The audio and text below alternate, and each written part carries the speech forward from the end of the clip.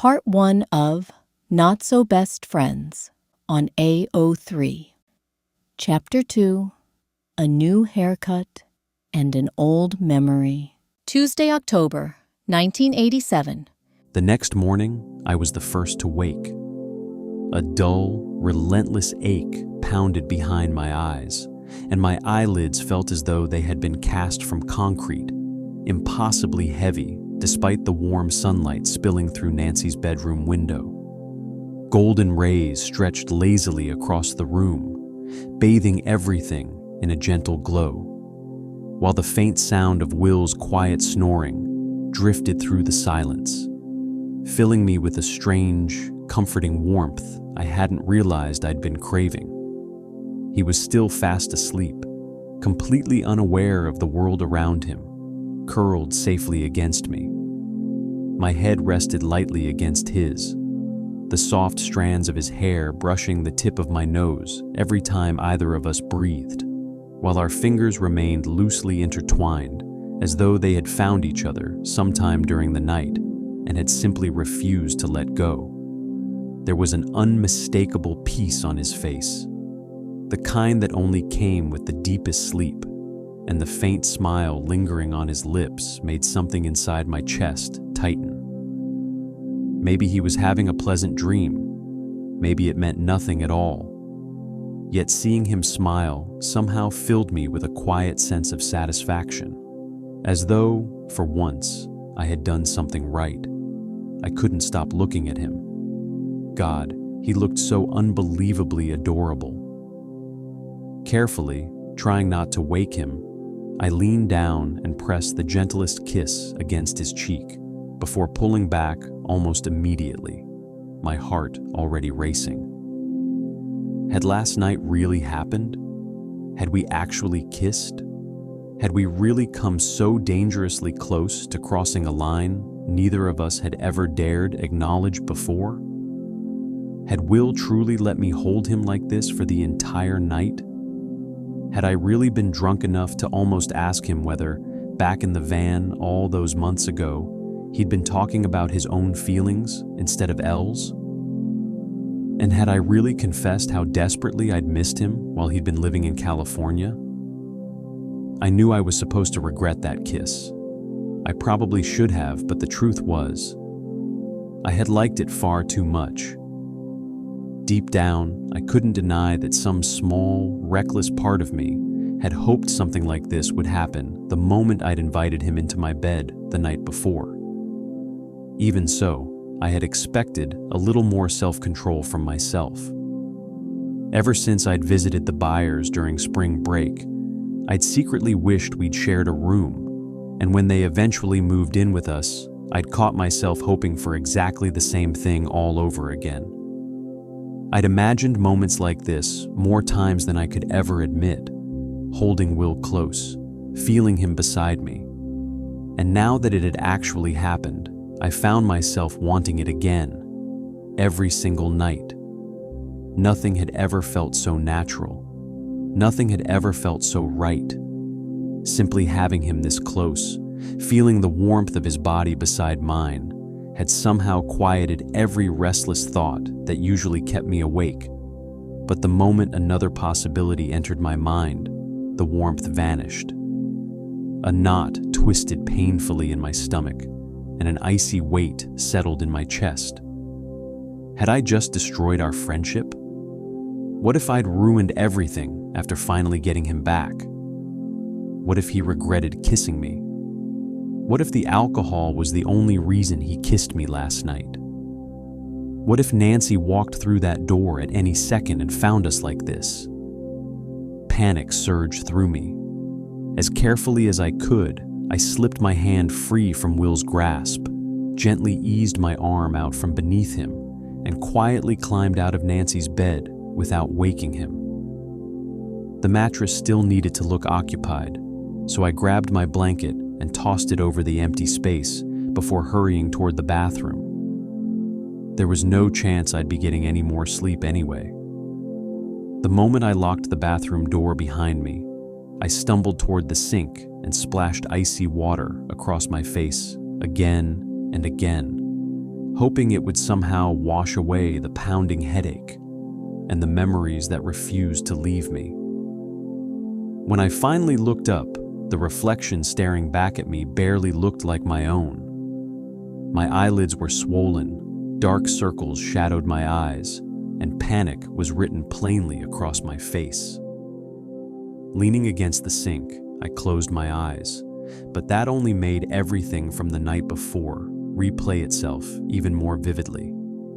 Every moment, every word, every touch. I could still remember the way Will had kissed me, the way I'd kissed him back without thinking, the way we'd forgotten about everything else for those few impossible moments, as though the rest of the world had simply ceased to exist, the way we'd started making out wildly, pretty wildly. I could still feel the tip of Will's tongue against mine whenever I thought about it. Just the memory of the kiss turned me on instantly and made my boxers feel tighter. Fuck. Will was a damn good kisser. Even just holding him in my arms had affected my whole body.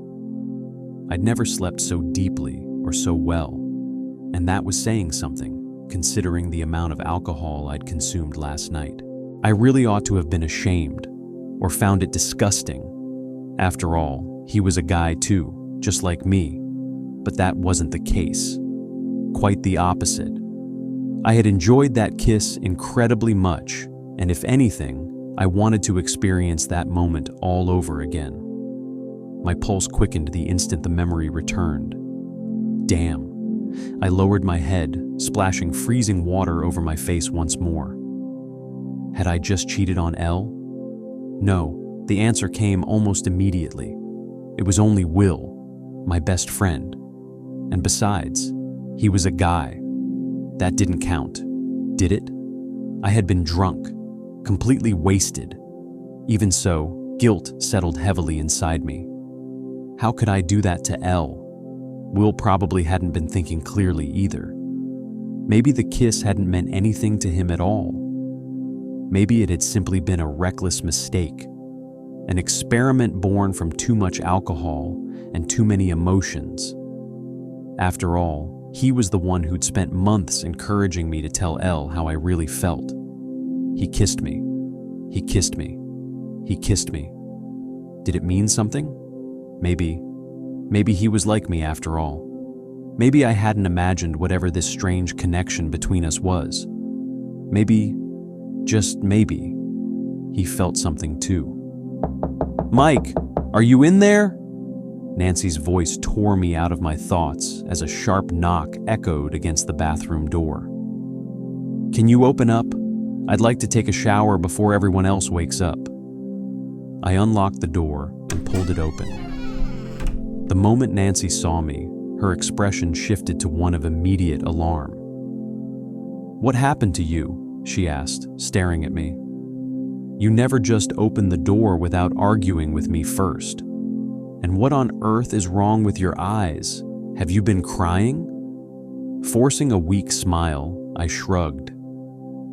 "You should probably take advantage of the fact that I'm not arguing, so go take your shower instead of interrogating me." Unfortunately, Nancy had never been the kind of person who simply let things go. "Mike, are you okay?" she asked more gently. "You look like you haven't slept in days.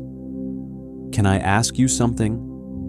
The words escaped before I even realized I'd decided to say them. She hesitated for a second before nodding. "Sure." I closed the bathroom door behind us and sat down on the edge of the bathtub. After a brief moment's hesitation, Nancy sat beside me, watching me with growing concern. "What is it?" I stared at the floor for a moment, trying to find the right words. "Before you were with Jonathan, you dated Steve, right?" Nancy blinked in surprise and absent-mindedly blew a loose brown curl away from her face. "Relationship advice?" she said, with a small laugh. "You want relationship advice from me?" Honestly, I would have expected just about anything, but definitely not this. She smiled for only a moment before noticing how serious I was. Wow, you're actually serious. Is this about Elle? Just answer the question, okay? She raised both hands in surrender. Okay, yes, I dated Steve. But did you love him? I swallowed. I mean, as much as you love Jonathan? I won't tell Steve, I added quickly. Just tell me the truth. She let out a quiet sigh. No, she finally admitted, and her voice sounded almost reluctant. I didn't love him the way I loved Jonathan. She looked down at her hands. The truth is, a faint, almost embarrassed smile crossed her face. I was never really in love with Steve. You weren't? She slowly shook her head. When did you realize that? I asked. I honestly thought you liked him. I still remember him climbing through your bedroom window, the two of you talking on the phone all the time. I hesitated before asking the question that had been circling endlessly in my mind. How do you even know when you love someone? Nancy glanced at me, almost shyly. I cared about Steve, she admitted. A lot. At the time, I honestly believed that what I felt was love. She paused. But the truth was, I didn't actually know what love was until I met Jonathan. Silence settled between us for a moment before she continued. There was this night. I was drunk, and I told Steve that our relationship was basically bullshit. He was furious. Later, he wanted me to tell him that I loved him. She looked away. And I couldn't, not when he needed to hear it the most. My heart slammed painfully against my ribs. Without warning, I was back in California.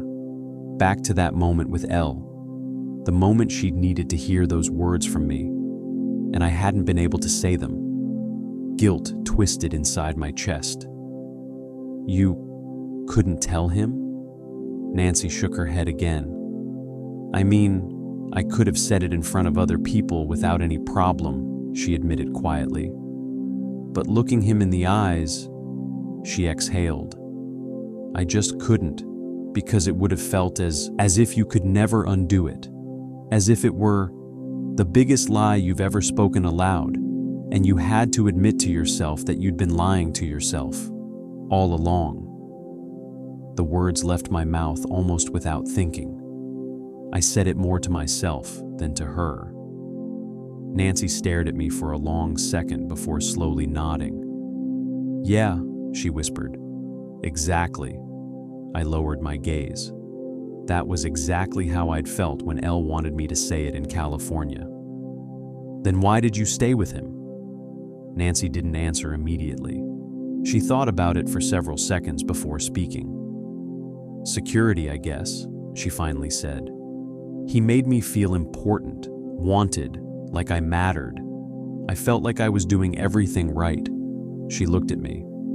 I mean, you don't just leave someone like Steve Harrington for a Jonathan Byers. A faint smile tugged at the corner of her mouth. Steve came from a wealthy family. Everybody liked him. He was handsome, confident, popular. She sighed. And Jonathan, her voice softened. Well, you know the Byers. I raised an eyebrow. You mean because they're poor? My tone came out far more accusing than I'd intended. I never cared that Will was poor. Nancy immediately shook her head. No, that's not what I meant. She sighed again. Okay, yeah, they just didn't have much money. Another brief silence settled between us before my older sister kept talking. Steve had everything people expected you to want, she said quietly. His family had money. He loved me, and I genuinely cared about him. She smiled sadly. So much so that I couldn't bear the thought of losing him. Her eyes met mine. But caring about someone, she paused, isn't always the same thing as loving them. Nancy rested a gentle hand on my shoulder. You know Mom and Dad, she said quietly. They're living proof that a marriage can exist without love." She let the words settle before continuing, her voice calm, thoughtful, and painfully honest. "It was different with Jonathan. I didn't fall in love with him because of what he could give me, or because being with him made me more popular." She smiled faintly. "I fell in love with him simply because he was him." I frowned. "Could you be a little more specific?" Her smile widened just enough to soften her expression. "I fell in love with the person he is," she explained, "not with the way he made me feel about myself. It wasn't about me, it was about him." She paused, searching for the right words. "So, less ego, more heart." She began counting quietly on her fingers. "He takes care of his family. He's creative, sensitive, honest." She looked at me. "That's why I loved him." Loved? Why past tense? "It's complicated. Sometimes I feel like we are too different," she admitted quietly. I sat there for a long moment, letting every word sink in. Finally, I drew a slow breath. "I don't know if I ever really loved Elle." The confession left my mouth almost in a whisper. "At least, not romantically." Nancy's eyebrows knitted together in confusion, but she didn't interrupt. She simply waited. I rubbed a nervous hand through my hair. "I think Elle is my Steve." The words sounded strange once they were spoken aloud, yet somehow they also felt undeniably true. "I really do care about her," I continued. "She's important to me. And I liked the fact that I finally had a girlfriend." I let out an awkward laugh. "I mean, she has literal superpowers." Another pause. "But more than that, suddenly I was just as cool and grown up as the other guys my age."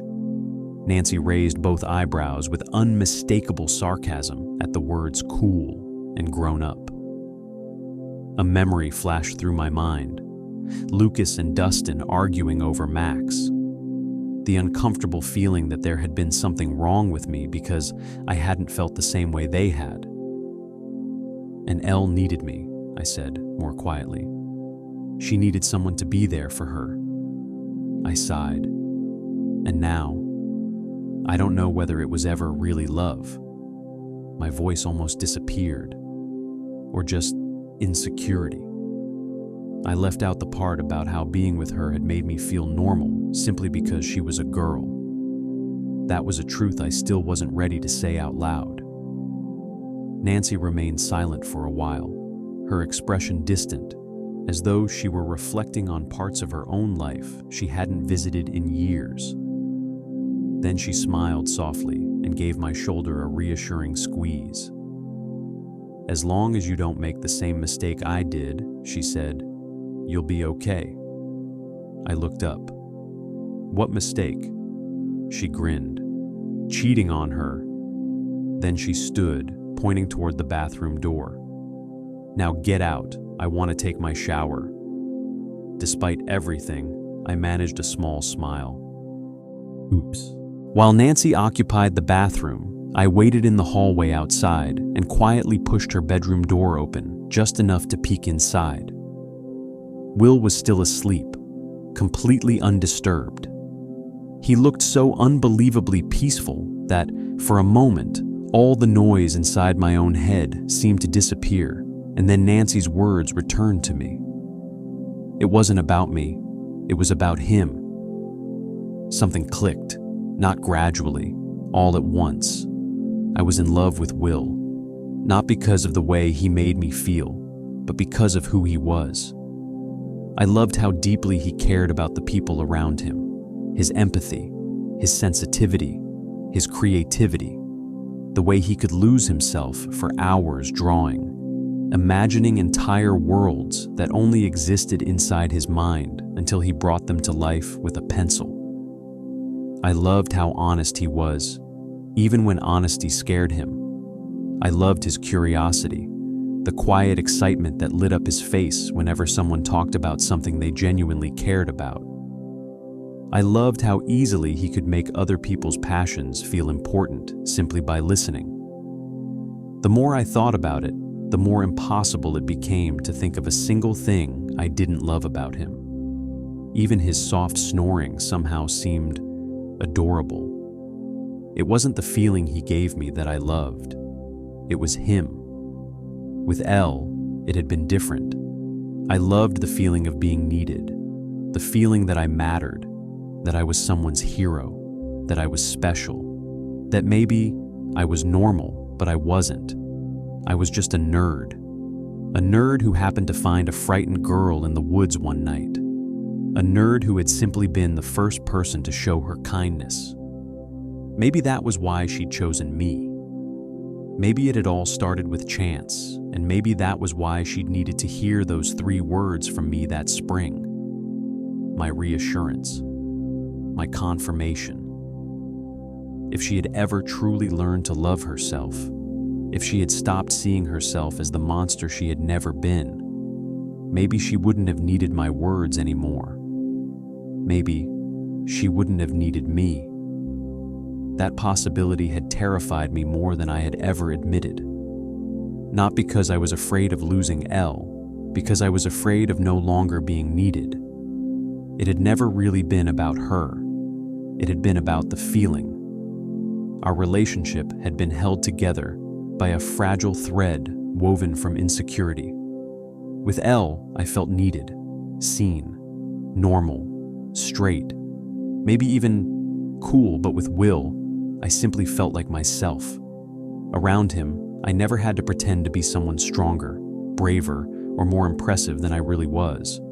I could just be Mike, a hopeless nerd who loved the Lord of the Rings and Star Wars, a guy who spent hours inventing comic book stories and impossible adventures, someone who could lose track of time talking about movies, fantasy novels, or the characters we dreamed up together, because Will was exactly the same. We could spend entire afternoons discussing stories that no one else cared about, and neither of us ever grew tired of it. He was the only person I had ever found it truly easy to open up to, and if I wasn't imagining things, I think he felt the same way. Around him, I never had to wear a mask. I didn't have to be the hero. Even during the times I'd been a terrible friend, like that summer when I'd practically ignored him, he hadn't replaced me. He hadn't gone looking for someone cooler. He'd kept his promise. With Will, I could fail. I could be awkward. I could simply exist without pretending to be anything more. I loved spending time with him so much that every time he wasn't around, the world somehow felt slightly out of balance. Talking to Will about my fears, my thoughts, and everything I tried so hard to hide had always been easier than talking to anyone else, and for the first time in my life, I finally understood why. With Elle, though, we barely had anything to talk about. Most of our conversations revolved around Hawkins, Hopper, or our relationship. That was it.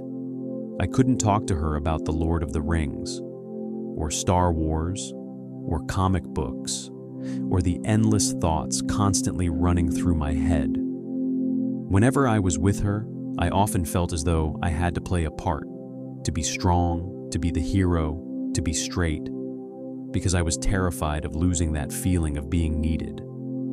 She mattered to me. She really did. But maybe I'd never actually been in love with her, and maybe she felt the same way. The thought made my chest tighten. Guilt settled heavily inside me once again. No matter how confused I was, one thing remained painfully clear. I'd made a mistake. Now I had probably put both my relationship with Elle and my friendship with Will at risk. The things Lucas and Dustin had said the night before suddenly echoed in my mind. Without even realizing it, they'd reminded me that Will somehow made me a better person. I thought back to our argument in the pouring rain, when Will had looked at me with disappointment and asked how I could not even know where Dustin was. The guilt from that moment had stayed with me. Almost immediately afterward, I told Lucas to keep trying to reach Dustin, simply because Will's opinion mattered so much to me, and Dustin hadn't been wrong either. Back when he'd been working on his project, I hadn't shown much interest in it at first. Only after we'd called Will in California and he'd immediately started asking questions about it had I suddenly found myself wanting to know every detail. At first, I'd even been jealous. Jealous that Will seemed more interested in Dustin's project than in me, but eventually I'd realized the truth. I hadn't been jealous because of Dustin. I'd been ashamed.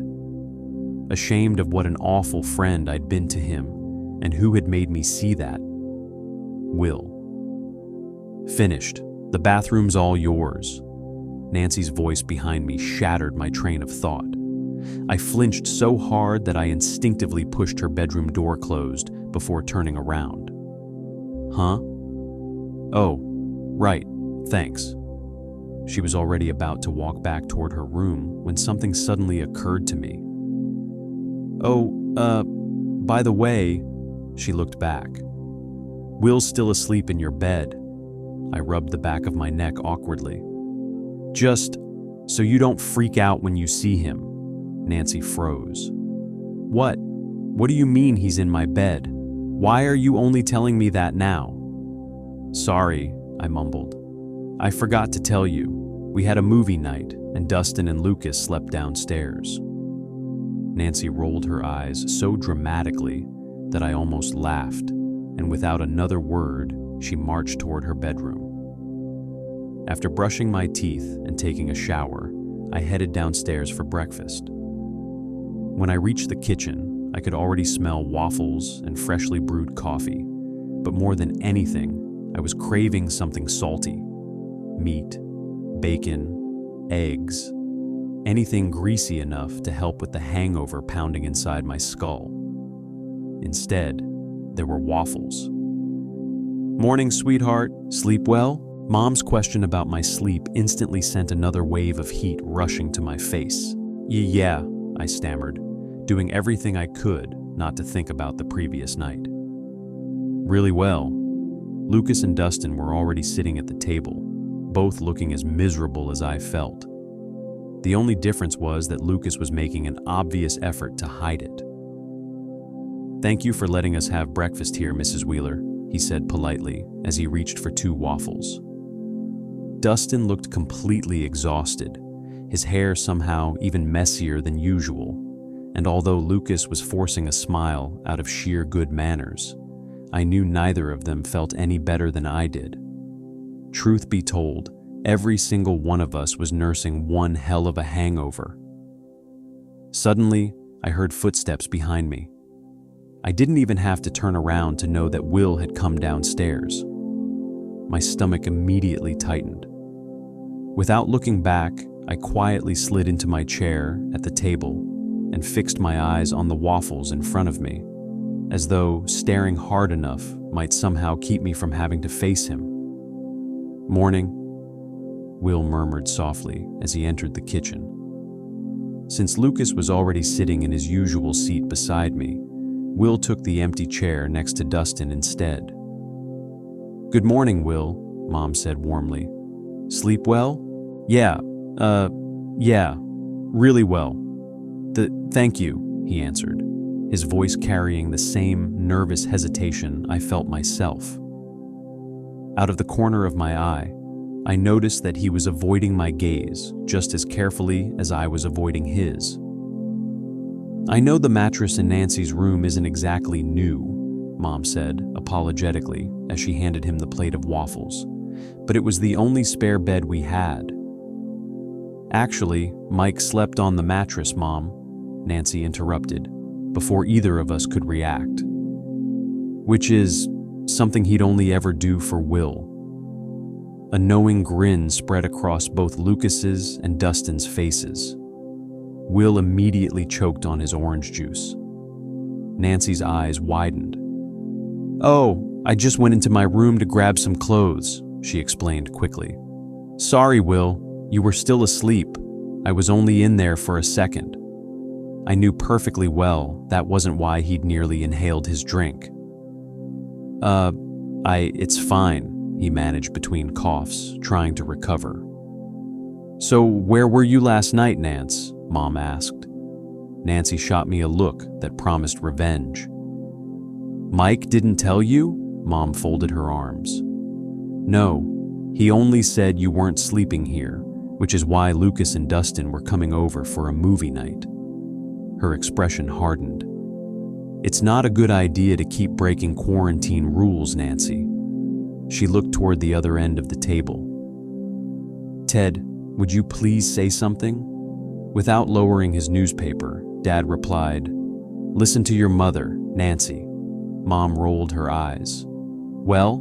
She looked back at Nancy. "Where were you?" Nancy hesitated only briefly. Jonathan and I spent the night at Robin's studio." She took a sip of her coffee. "We were helping her with something." "Where's Jonathan now?" Will asked unexpectedly.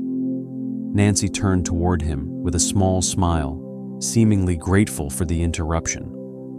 "Oh, he's still there." For some reason, the atmosphere surrounding Jonathan felt strange. Usually Mom would have kept questioning her, but this time she let it go. Instead, she sighed. "Holly's coming home today." She looked at Dad. "Ted, I want you to ask her about her imaginary friend again, okay?" "Mm-hmm." Dad absent-mindedly turned another page of the newspaper. "Disgusting." He muttered it under his breath. "Disgusting. Absolutely disgusting." Nobody paid him much attention. I stole another quick glance at Will. He'd barely touched his breakfast. Instead, he simply stared down at his plate, absent-mindedly pushing his waffles around with his fork. Lucas looked from Will to me, then back again. "Did you two fight or something?" he asked. Mom immediately turned toward us with obvious curiosity. Even Dustin stopped eating. "Actually," he said, "you guys have been acting kind of weird all morning." He scratched the back of his neck. "If I said anything stupid last night, I'm really sorry." Will choked on his orange juice again. "No," he coughed. No. He waved his hand awkwardly. "I'm just..." His voice became almost inaudible. "Tired." Dustin raised an eyebrow before looking at me. "Yeah," I said, far too quickly. "I've still got a headache because of..." I gestured vaguely. "You know, last night." Lucas and Dustin exchanged another suspicious look.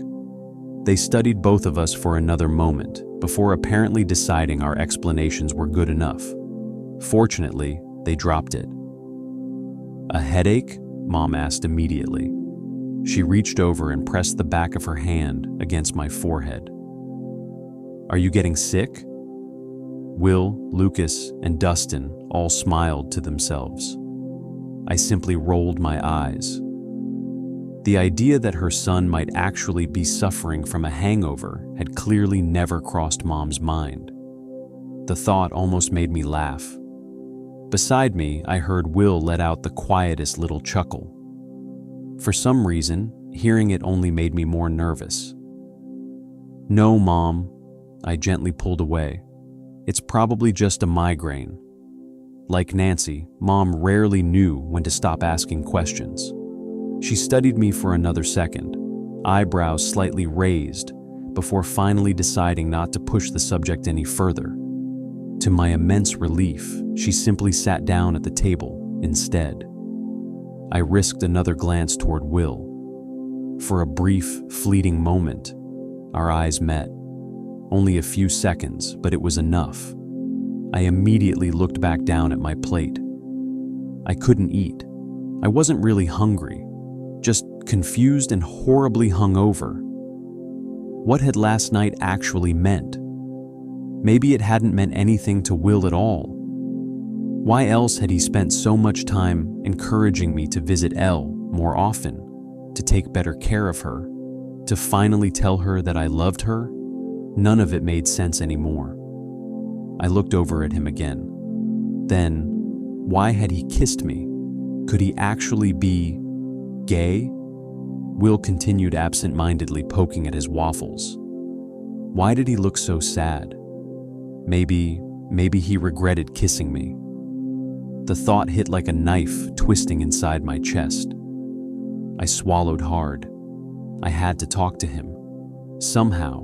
When breakfast was finally over and everyone began getting ready for school, my eyes drifted toward the newspaper article Dad had called disgusting only moments earlier. Setting my coffee mug down on the kitchen counter, I leaned forward just enough to read the headline, The Hawkins Gazette. October 13th, 1987. Mysterious illness spreads. Public concern continues to grow. Health officials urge caution as the number of cases rises in urban areas. Hawkins, Indiana. A growing number of reported cases of a rare and poorly understood immune disorder, referred to by some medical professionals as gay-related immune deficiency, GRID, is causing concern across the nation. The illness, which was first observed in major cities such as New York and San Francisco, now appears to be spreading beyond those areas, increasing anxiety among health officials and local communities alike. While researchers continue to investigate the origins of the disease, early reports suggest that cases are occurring more frequently within certain groups of the population. This has raised questions about whether particular lifestyles may play a role. Although officials are careful not to draw any definitive conclusions, they continue to advise the public to exercise caution. We are dealing with something we do not yet fully understand, a spokesperson for the Department of Health stated. Until we know more, public education and personal responsibility remain our most important tools.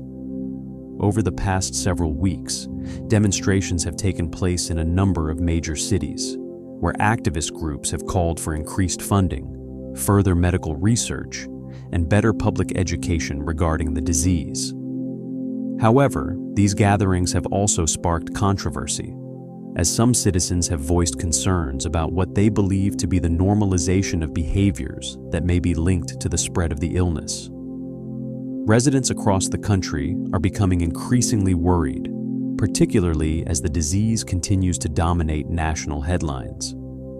Parents, in particular, are urging schools and public officials to provide clearer guidance on how to protect their families. "I just want to know that my children are safe," said Mrs. Miller, who has lived in Hawkins for many years. "You hear so many different things. It's hard to know what's actually true anymore." Medical experts emphasize that research is still ongoing and warn against panic and misinformation. Nevertheless, the uncertainty surrounding the disease continues to fuel speculation, dividing public opinion between those calling for compassion and those demanding stricter social responsibility. One thing, however, remains certain. The nation continues to watch closely, waiting for answers.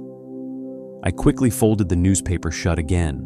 My heart was pounding so loudly that I could hear it in my ears as my father's words echoed through my mind. Disgusting. Absolutely disgusting. My hands trembled ever so slightly, and I had to swallow hard. "I'm not like that. I'm not like that. I'm not like that." "Everything okay?" my mom asked suddenly, pulling me out of my thoughts. "Huh? Yeah, everything's fine," I replied quickly. I slung my backpack over my shoulder and left the kitchen. Will, Lucas, and Dustin were already waiting outside. I climbed onto my bike, and together we rode to school in silence, side by side. The school day passed surprisingly quickly. I could barely concentrate on anything, but in a way that wasn't such a bad thing. It made every class seem only half as long. Over and over again, I caught myself stealing glances at Will, my eyes lingering on the back of his head for a little too long. I knew exactly how I felt about him, But I also knew I wasn't allowed to feel that way. It was too dangerous. I couldn't love him. That afternoon, Will, Lucas, Dustin, and I volunteered to help restore our school's gymnasium now that Hawkins had finally begun to recover from the earthquake after roughly 18 months. The metal plates seemed to be working, and most people no longer needed assistance. The school had decided it was finally time to dismantle the clothing and food donation stations. Will and I were working together at one of the clothing tables, packing stacks of donated clothes into cardboard boxes.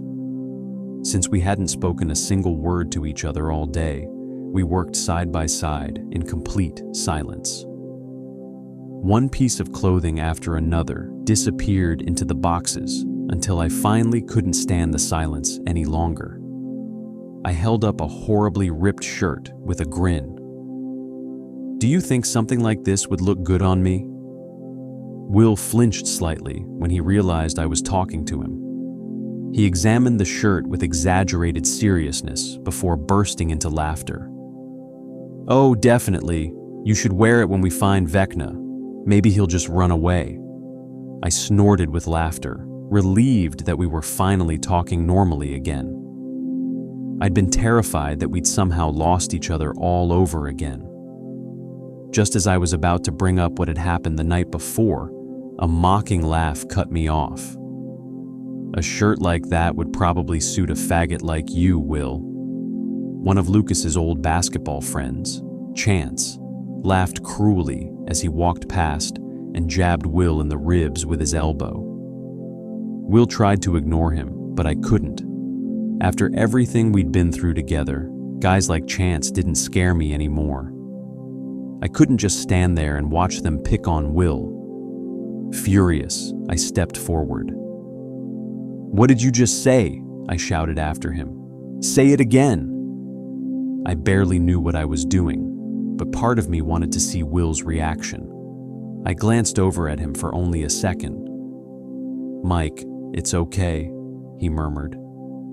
Deep down, I knew I didn't stand a chance against someone built like Chance. Besides, Hopper had drilled it into us that we needed to keep a low profile, and Chance wasn't worth drawing attention to ourselves. So I turned back toward the donation boxes, but Chance wasn't finished. He flashed a smug grin. "You two actually make a pretty cute couple. Honestly, I always figured you'd end up screwing Eddie, the freak. That would have made more sense than..." He nodded toward Will, looking him up and down with an exaggerated expression of disgust. "Him. You've really lowered your standards, Wheeler." That was it. I completely lost my temper. Chance had already started to walk away when I charged at him and threw myself straight into him. "Mike!" I heard Will scream my name. A teacher, Mrs. White, I think, came running toward us as students began cheering excitedly around us. I drove my elbow into Chance's chest with everything I had, hard enough to knock the wind out of him for a moment. We wrestled across the floor, and then suddenly, a burning, stabbing pain exploded across my face.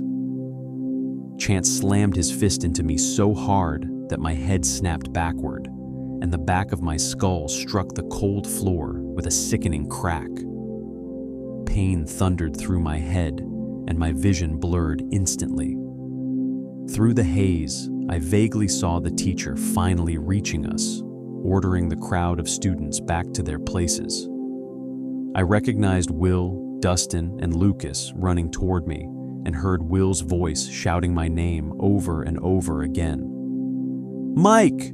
His voice sounded desperate, almost pleading. But no matter how hard I tried, I couldn't answer him. "Mike! Mike! Are you okay? Can you hear me?" Will dropped to his hands and knees beside me, leaning over me. He has such a beautiful face, I found myself thinking again and again. How could a person be so beautiful, hot, and sweet at the same time? He gently shook me, tears clearly filling his eyes. Even though I could barely move, the warmth of his hands gripping my arm felt kind of comforting, and it spread through my chest like a quiet fire. I could still hear Chance and his friends laughing, and Will desperately calling my name. And then, darkness. When I opened my eyes again, a harsh fluorescent light burned against them. My back rested on an uncomfortably hard surface. I was lying on the examination table in the school nurse's office. "How are you feeling, sweetheart?"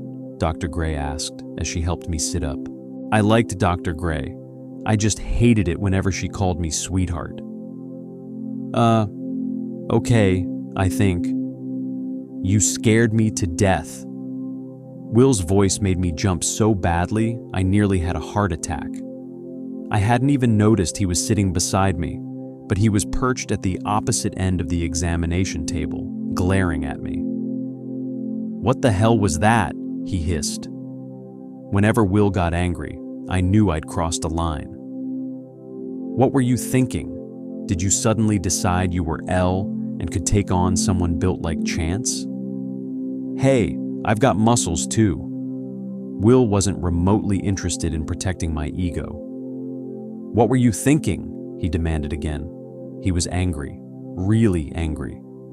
I'm sorry, okay? It's just, he was being such an asshole to you. That doesn't mean you have to attack him." Actually, yeah. Didn't you hear what Will cut me off. His anger was tangled together with fear and sadness. His eyes were red, his brow deeply furrowed. "Don't ever do something like that again, okay?" he said, his voice shaking. "You passed out." "I'd do it again, Will." The words left my mouth before I could stop them, and even I was surprised by how honest they sounded. But they were the truth. I would do it again. Dr. Gray shined her pen light into my eyes, and once she was satisfied that I didn't have a concussion, she nodded. "I'd rather you stay here for a little while before heading home," she said. "He's really okay? No concussion?" Will asked with obvious concern in his voice. Dr. Gray shot him an irritated look. "Didn't I just say that?" she replied sharply. "Are you questioning my professional judgment, Mr. Byers?"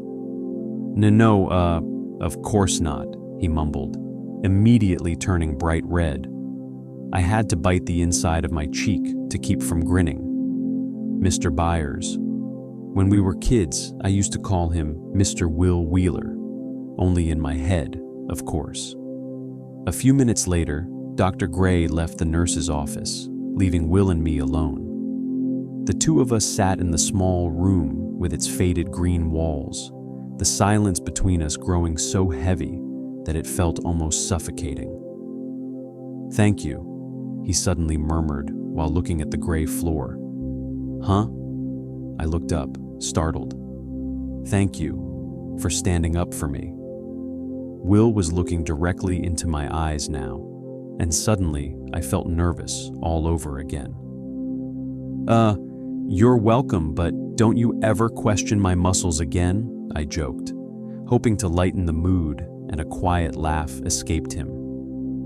As always, hearing him laugh warmed something deep inside my chest. "So, why are you sitting all the way over there? I don't bite." Will hesitated before scooting a little closer. Even then, he deliberately left several inches of space between us. Maybe it was because of the kiss, but when I caught his scent, I got goosebumps all over my body. Silence settled over us once again, making me increasingly uneasy. This time, though, Will was the one who finally broke it. Chance and his friends got written up," he said. "If they bother you again, or even get too close to you, they'll have to meet with the principal and their parents. So, if you see them in the hallway while teachers are around, you could always say they were harassing you. They might even get expelled." I couldn't help smiling. Will wasn't naturally mean, and hearing him suggest something like that sounded strangely out of character. It seemed that what Chance had done had genuinely made him angry. The fact that they'd knocked me unconscious appeared to upset him far more than all the times they'd mocked or insulted him and Dustin since he'd come back to Hawkins. I laughed. Perfect, I'll do that. Will smiled too, but only for a moment before his expression turned serious again. Dustin will probably keep provoking them, he said, with a sigh, until he's the one who ends up getting expelled. Yeah, probably. He's still wearing those Hellfire Club shirts every chance he gets. We both fell quiet again. Then, unexpectedly, Will spoke. What was Eddie really like? He asked. I mean, besides being a great Dungeons & Dragons dungeon master. Heat crept into my cheeks, and I prayed he wouldn't notice. I only ask because, Will continued quietly, you always sounded so excited whenever you talked about him. There was something sad in his voice, but he probably thought I was mourning the friend I'd made while he was living in California. What Will didn't know was that I'd had a bit of a crush on Eddie. It wasn't love, not even close. It had been attraction, mostly physical attraction, but Eddie had been cool.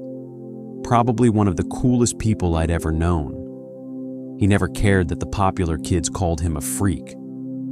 That was what I'd admired most about him, because at that point in my life, I was going through something similar myself. After Will moved away, I'd regretted spending the previous summer trying so hard to look mature and cool instead of simply spending time with him. That was why Eddie fascinated me so much. It was also why I'd gotten so angry when Lucas suddenly decided he wanted to become popular and joined the basketball team.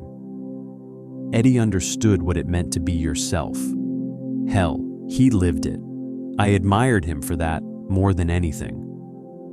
And somewhere along the way, I realized, fuck, it wasn't just admiration. It was attraction, sexual attraction.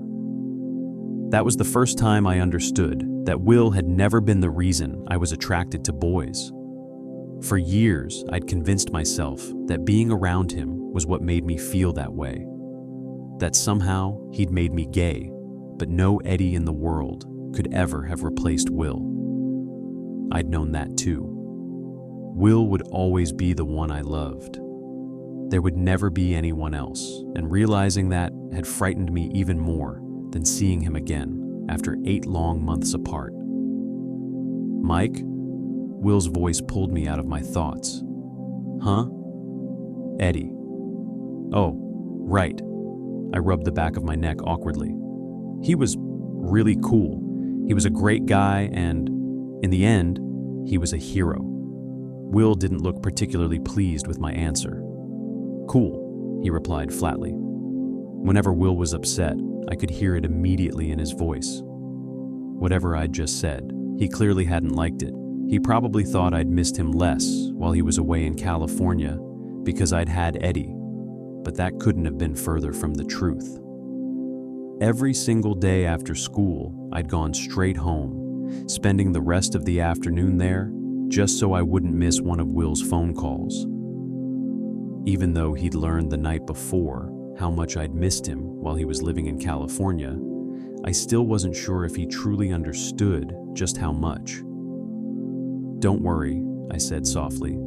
You'll always be my best friend. No Eddie in the world could ever change that. The words left my mouth almost automatically. I hated that best friend was all I could let him be, but I couldn't bear the thought of him believing that anyone could ever replace him. Will offered me a faint smile. Hey, about last night, I began. My heart was pounding so loudly that it felt as though anyone standing at the other end of the hallway could hear it. I'm sorry, Mike. I was drunk, and He cut himself off as I interrupted before he could finish. No, you don't have to apologize for anything. I'm the one who's sorry. I was pretty drunk too, and everything with Elle had me completely confused. Whatever happened between us last night, it was probably just the alcohol. The moment the words left my mouth, I regretted them. Just the alcohol. Bullshit. Will lowered his gaze. Yeah, the alcohol, he murmured, staring at the floor. Great. Part of me had hoped he'd feel differently, that he'd admit he'd liked it, that he'd tell me he wanted it to happen again, but I couldn't lose him. Not for anything. I just mean, I continued nervously. I was so drunk that maybe my subconscious somehow confused you with Elle or something. But either way, it happened because we were drunk. That doesn't automatically mean it meant anything. I forced myself to smile. We're still not, gay. Even as I said it, I knew I was lying to him. That kiss had meant more to me than almost anything else in the world, and just because it had happened while I was drunk didn't mean it meant nothing. It didn't mean I hadn't known how it felt. But my friendship with Will mattered even more. It was the most important thing in my life, and I wasn't about to let my feelings ruin it again. We're still best friends, right? Every word felt wrong. Just the alcohol. It didn't mean anything. Best friends. For someone who had always insisted that friends shouldn't lie to each other, I had become a remarkably good liar, and I hated it. I hated lying to Will, but I was even more afraid of losing him. Yeah, of course, Will murmured. For just a second, I thought his eyes had turned glassy, as though he were blinking back tears, but maybe I'd imagined it. He turned his head slightly away from me.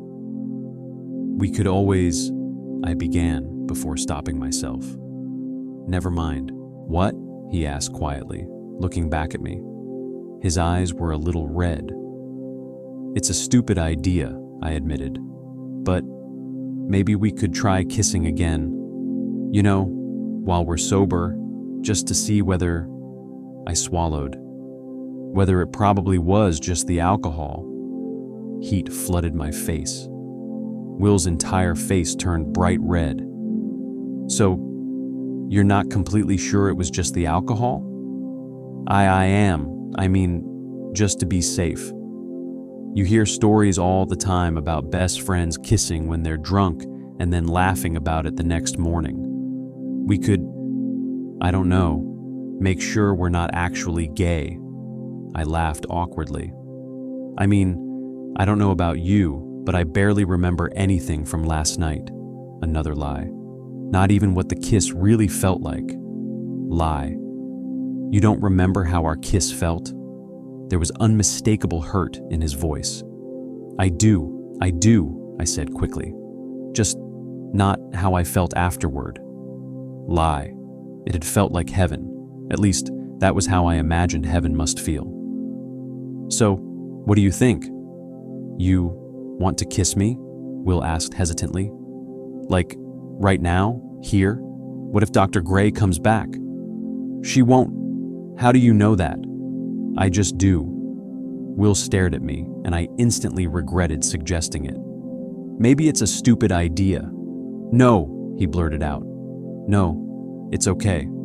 I shuffled a little closer to him, and he did the same. Leaning forward, I slowly closed my eyes, while my heart was pounding so hard it felt ready to burst from my chest. Will mirrored the movement, and I could feel the warmth of his breath. I caught the familiar scent of peppermint again. At first, only the tips of our noses brushed together. The moment I felt his skin against mine, an overwhelming longing for more rushed through me. Without thinking, I pressed my nose more firmly against his, so firmly that I had to fight back a quiet moan.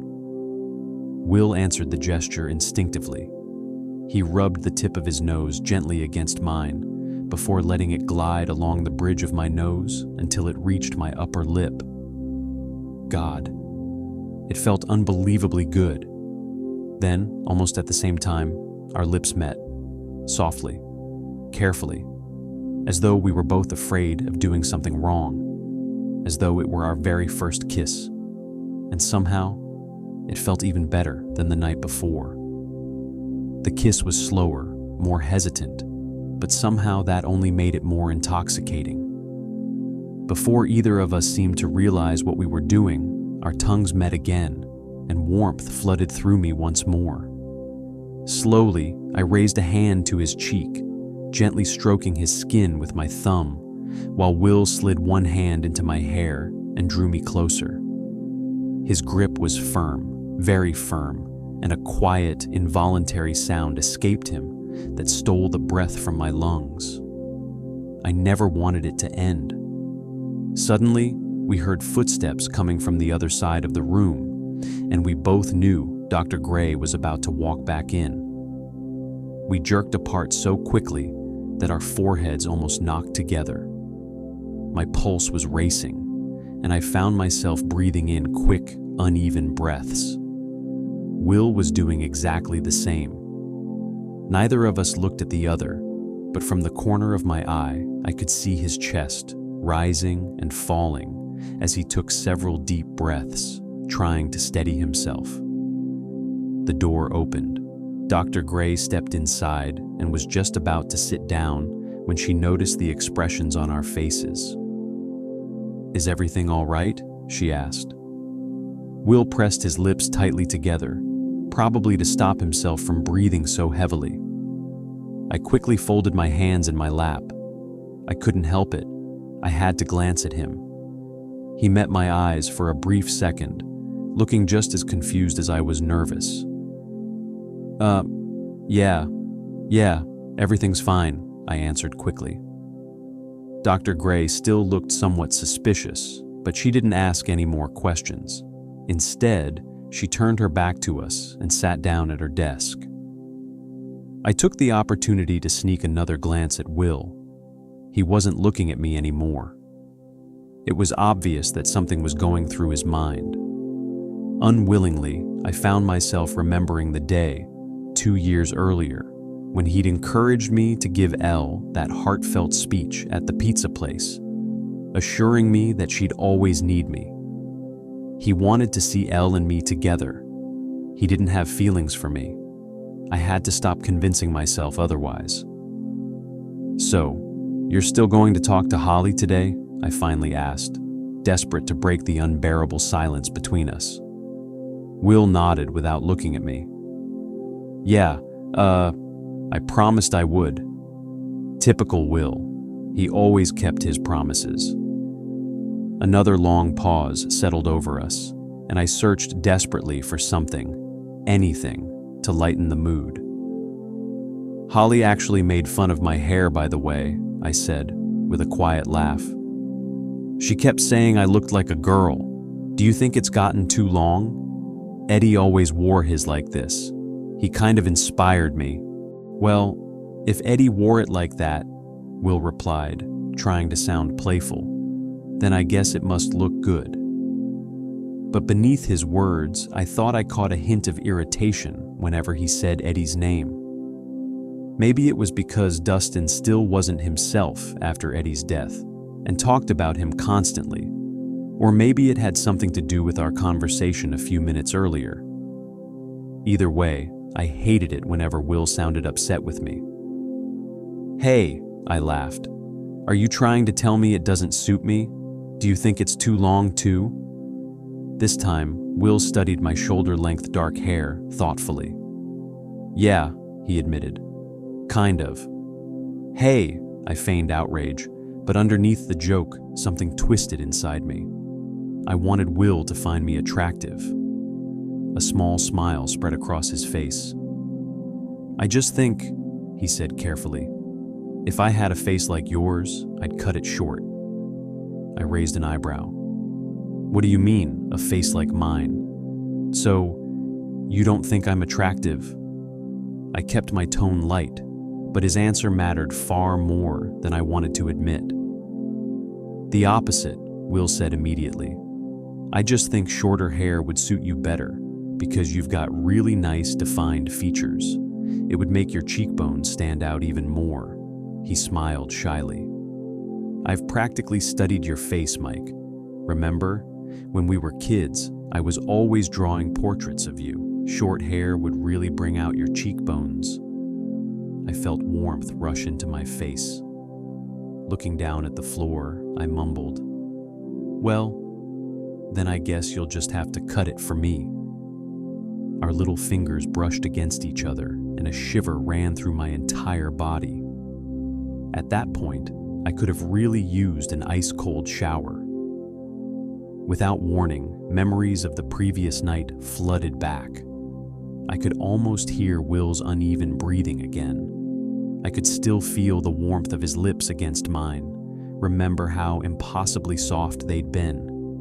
Heat rushed through me, and my jeans suddenly felt much tighter. God, Will was such an unbelievably good kisser. "Why me?" His voice snapped me back to reality.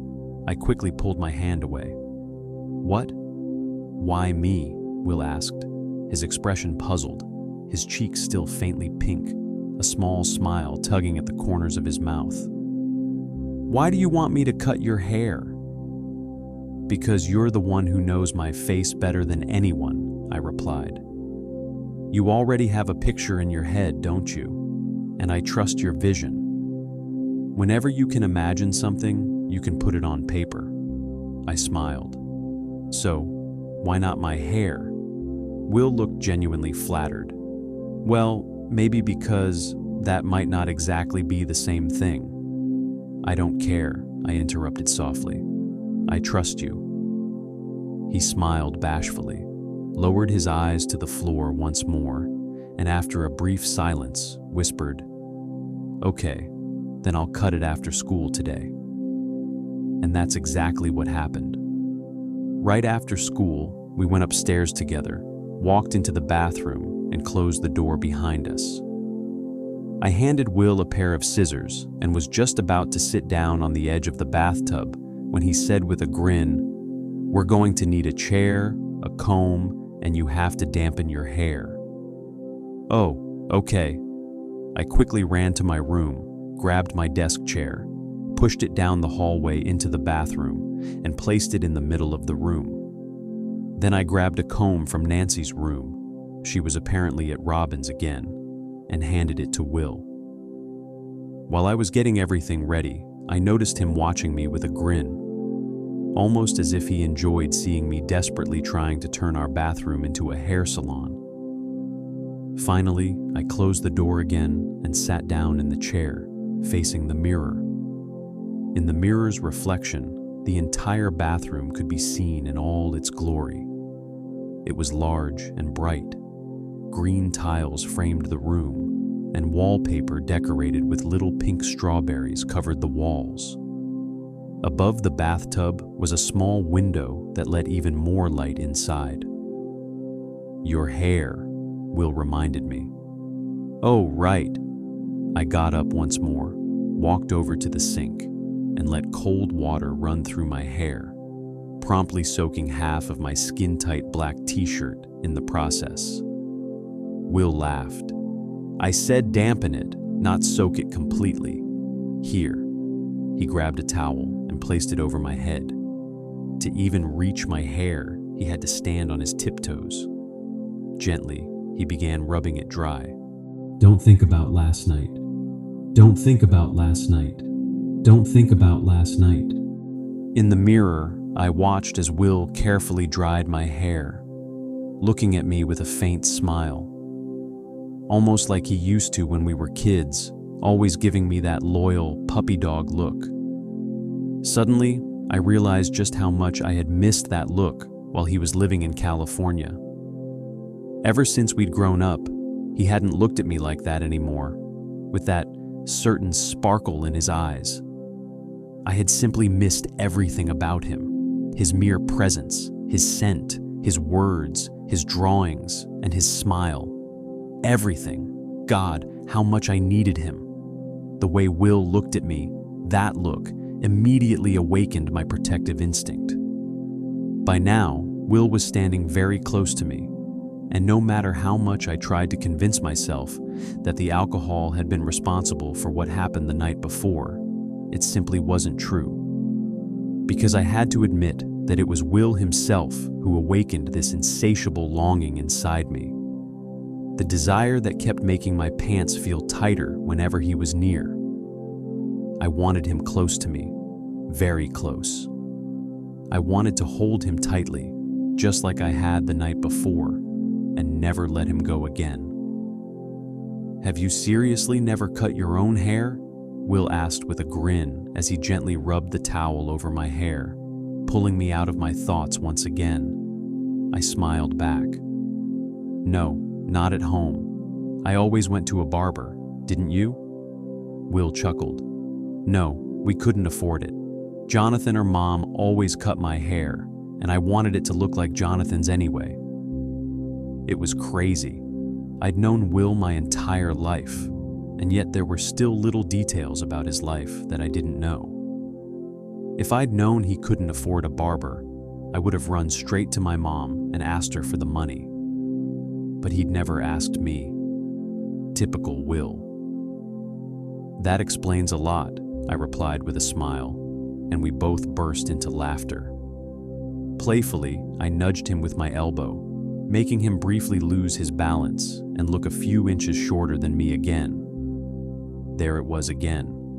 That playful flirting I simply couldn't turn off whenever I was around him. Ever since he'd moved back to Hawkins, it had only gotten worse. I could barely control myself anymore. I was constantly making sarcastic remarks, trying to impress him, or casually touching him just to get his attention.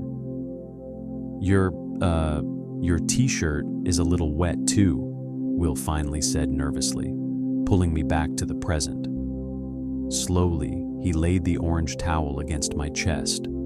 His expression turned more serious, almost glassy, and he carefully began drying my t-shirt in slow, circular motions. He wasn't looking me in the eyes. Instead, he focused, almost desperately, on the black fabric of my shirt while I tried to collect my thoughts. For a moment, I forgot to breathe.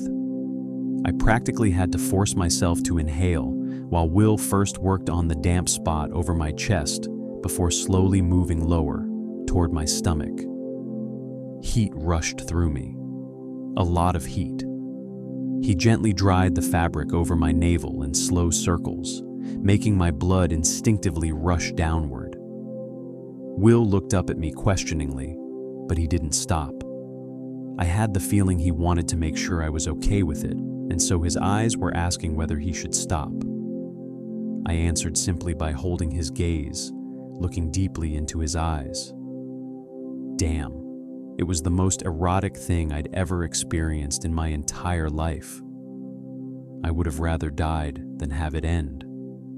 I suppressed a moan and wondered if it affected Will the same way, but I didn't dare look away from his face. Will pressed a little more firmly against my stomach, and an involuntary whimper escaped my lips. It was embarrassing, but at the same time, I wanted to feel it again.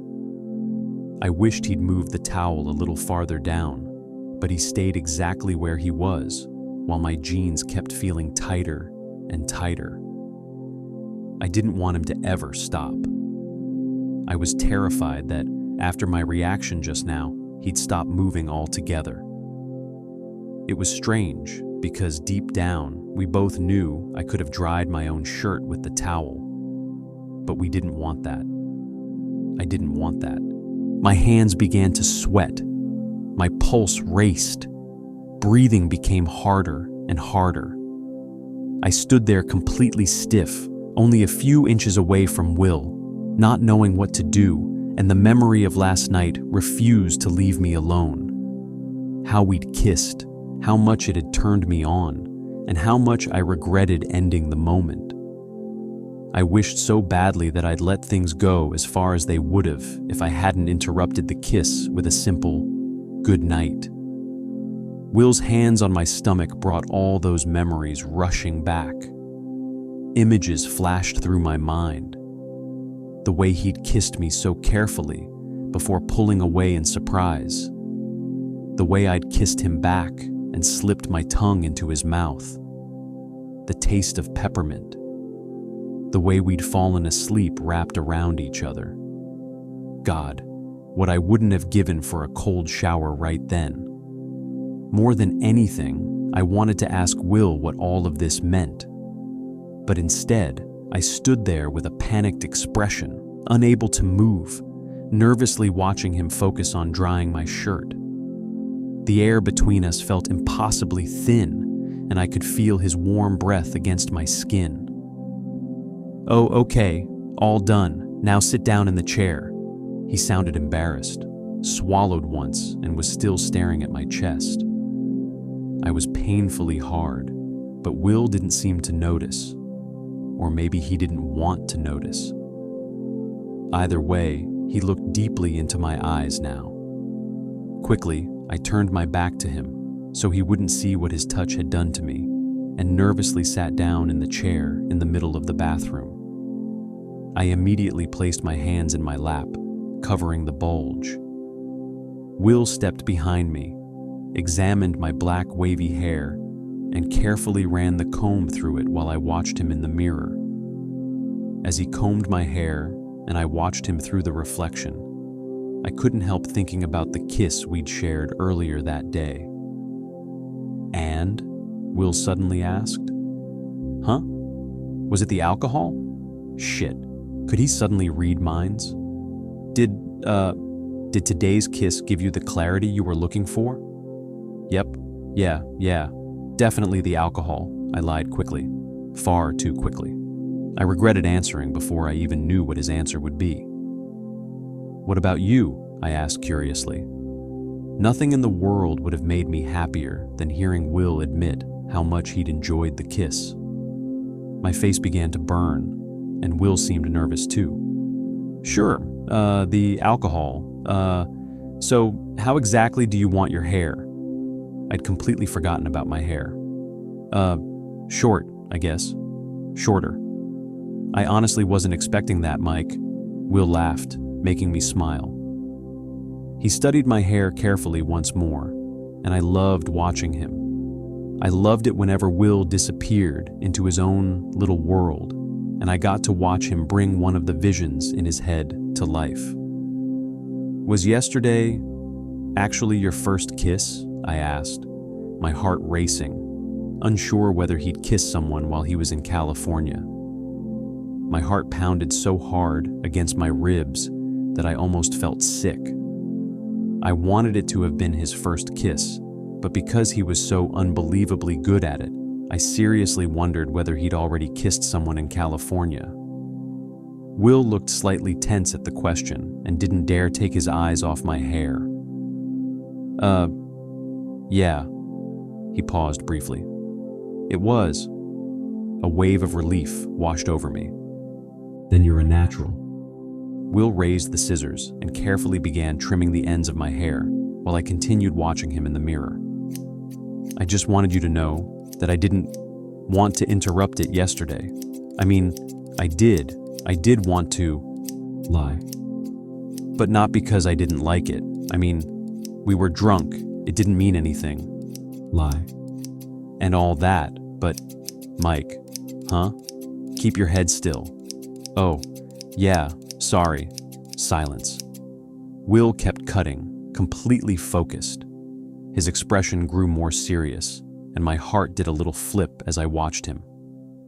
I'd always liked seeing Will concentrate, whether he was drawing, working on a D&D campaign, even with the smallest things, when he was thinking through homework or trying to figure out the right answer on a test. "It's okay, really," Will said quietly, continuing to cut through my thick hair. "I'm not mad at you. You have a girlfriend, and I'm a boy." "That's not what I meant," I blurted out far too quickly. Will paused for a second before continuing. "I'm a boy. I'm your best friend, and you're dating Elle. I understand that. You really don't have anything to feel guilty about." The sound of the scissors filled the silence again. It made me feel sick. Heat spread through my chest. The way he'd said the word boy had sounded so strange, as if it were something wrong. I knew that, in the eyes of the world, it was considered wrong, but at the same time, it unsettled me that Will seemed to believe that too. Like everyone else, like society, like our fathers. As I studied his reflection in the mirror, I noticed how downcast he looked. Will, you seem kind of down. Down? I know your expressions as well as you know my face. What's wrong? Will was quiet for a moment. Are you going to tell Elle? He finally asked softly. I mean, I feel bad for her. You should be honest with her. Blood rushed to my face. Once again, he was thinking about Elle. How could he be thinking about Elle right now, when I was trying to tell him I hadn't wanted to interrupt last night's kiss, when he'd been drying my shirt so carefully and lovingly, when he was cutting my hair while looking at me with what had almost seemed like longing, if I'd interpreted it correctly. But, like always, I'd read too much into it. Into everything. Yeah, I finally answered quietly. I'll tell her, but only after we've defeated Vecna. And what if she brings up your relationship before then? We don't know when he'll strike. I thought for a moment. I don't know, I admitted honestly. I just hope she doesn't ask. Oh, Mike. What? Why can't you just be honest with her? I couldn't help but smile. You've always been like that.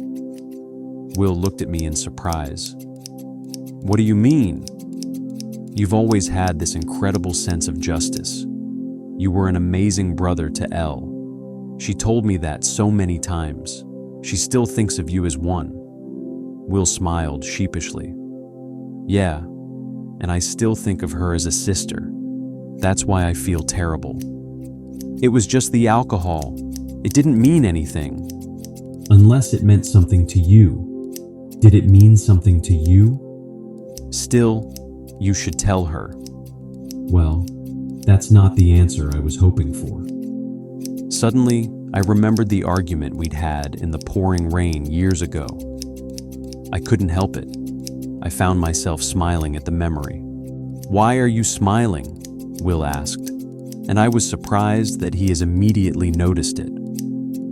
I wasn't sure whether I should bring it up because I didn't want to reopen old wounds, but in the end, I decided to just say it. Do you remember when you called Elle stupid? Back then, when we had that huge fight in the pouring rain? I laughed softly, and Will immediately looked a little nervous. Silence. I shouldn't have bring it up. Damn it. He kept trimming my hair before, after a short pause, he said shyly, I just felt like she was taking you away from me. My heart shot straight into my throat, and I was sure my ears had turned bright red. Taking me away from you? I asked quietly. Well, Will stammered, you just spent more and more time with her. Lucas was always with Max, Dustin had Susie, and somehow I felt alone. Before that, you were always there for me, and then all your attention went to Elle, and Will. I interrupted him, and he looked up in surprise. Our eyes met in the mirror. I will always be there for you, always. Do you understand? Even I was surprised by how serious my voice sounded, but I meant every word. I never wanted Will to feel abandoned by me again, especially not now. And I'm sorry It's okay, Mike, Will interrupted gently. You already apologized about 1,000 times yesterday for that summer. The two of us smiled, but I noticed that Will's eyes had become slightly glossy. After another moment, he stepped back and looked at his finished work. So, what do you think? Only then did I realize how much shorter my hair was. I studied my reflection in the mirror and could hardly believe how good of a job Will had done. The thought that he seemed to be good at everything he touched made warmth spread through my chest. "It looks awesome. Thanks, Will." "I'm relieved to hear that," he smiled. "Wait, don't get up yet." I had already started to stand when he stopped me. He carefully brushed the last loose hairs from the back of my neck, sending a shiver down my spine. "Okay," he said with a smile. "Now you can get up." I stood and walked over to the sink. Will came to stand beside me. "Told you so," he said with a grin, running a hand lightly through my hair. My heart hammered against my ribs, and I secretly wished he'd never stop touching my hair. "I bet even Eddie would have liked it," Will suddenly added. Once again, I caught that faint edge in his voice whenever Eddie's name came up. "Yeah," I said quietly. "You were right." Instead of looking at my reflection, I found myself watching Will's face in the mirror. He noticed. "You're not even looking," he said with a small laugh. "Do you really like it?" "Huh? What? Yeah. I quickly looked back at my haircut for a few seconds. Then, before I even realized it, my eyes drifted back to Will's face. I just couldn't seem to help it. Without thinking, I took the scissors from his hand so I could put them back in the cabinet. As I did, our fingers brushed for just a moment, and I instinctively caught my breath. I opened the cabinet above Will's head, placed the scissors inside, and closed the door again. For a brief second, I found myself standing close behind him, very close. We were so near that I could feel the warmth radiating from him. Will stayed perfectly still, his hands resting on the edge of the sink. I pressed my pelvis lightly against his buttocks and fought to stifle an aroused moan.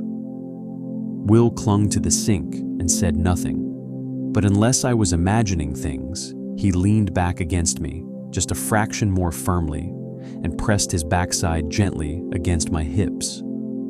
My heart was pounding so loudly that I was certain he must be able to hear it. Eventually, I took a small step back and pretended nothing had happened. Slowly, Will turned around to face me. Our eyes met, and for one thrilling moment, I thought he was about to kiss me again, just like he had the night before. Instead, he studied my new haircut once more, gently ran his fingers through my hair, and smiled. "You've got little curls," he said softly. "You didn't have those before." Was all I managed. "Mike." "Yeah?" It looked like Will wanted to say something, then he changed his mind. "Nothing," he murmured at last. "The new haircut really suits you. Just promise me you won't ever let it grow that long again. Especially not if you're planning on wearing a yellow shirt, a purple t-shirt, sunglasses, a sun hat, and flip-flops again." He grinned, and I couldn't help smiling at the memory of my outfit from the spring before last. "Shut up." For a moment, we simply stood there, smiling at each other. Then Will spoke quietly. "I'm gonna go talk to Holly, okay? She should be home by now." Home. He'd said home, as if it were his home too. "Yeah, sure, thanks again." He had already turned toward the door. Just before he walked out, our eyes met one last time. Then he was gone.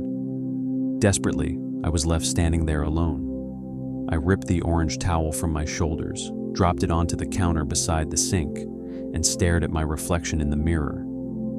The expression on my face barely looked like my own. Before long, the familiar feelings came rushing back. Self-hatred, anger, desperation. He's not an option. It's unrealistic. It's dangerous. It's stupid. He's a boy. My dad would throw me out of the house. Elle would hate me. Everyone would hate me. I'd hate myself. And worst of all, Will might hate me. Or maybe he actually felt something for me? No, forget it. Stupid. Stupid. Stupid. My eyes burned, and after a while, I couldn't hold back the tears anymore. I thought about the newspaper article from that morning, about Troy Walsh and James Dante, about how they'd always mocked Will for being feminine, and about how, after he disappeared, most people had immediately assumed he'd been murdered because of his sexuality, as if that were something completely ordinary. Angrily, I stared at my new reflection in the mirror, and memories of the spring before last came flooding back. How I'd hoped Will was about to tell me he'd felt lost without me in California. How he'd given me the painting he'd made himself, telling me that I carried his heart. I'd honestly believed he was about to confess his feelings to me, only to find out that he'd really been talking about Elle all along, and that I'd simply read far too much into it because I'd wanted it to be true. I needed to stop getting my hopes up. He'd been drunk. It had been a mistake. He'd said it himself. I'm a boy. And he'd brought up Elle again. Deep down, he probably regretted kissing me. Maybe he even hated himself for it. Maybe he hated me for kissing him back the way I did. Knowing Will, he was probably just too nice, too polite, to admit it. He'd probably found the kiss disgusting, but he'd never tell me because he didn't want to hurt me.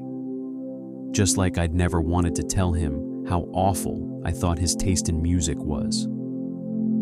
He'd probably only kissed me because of the alcohol. Maybe my words from last night had simply gotten to him. Will had always liked feeling appreciated. There were no romantic feelings behind it. Back in the spring before last, he'd done everything he could to save my relationship with 11, just like any good friend would have. The thought made my chest feel heavy. It tightened painfully.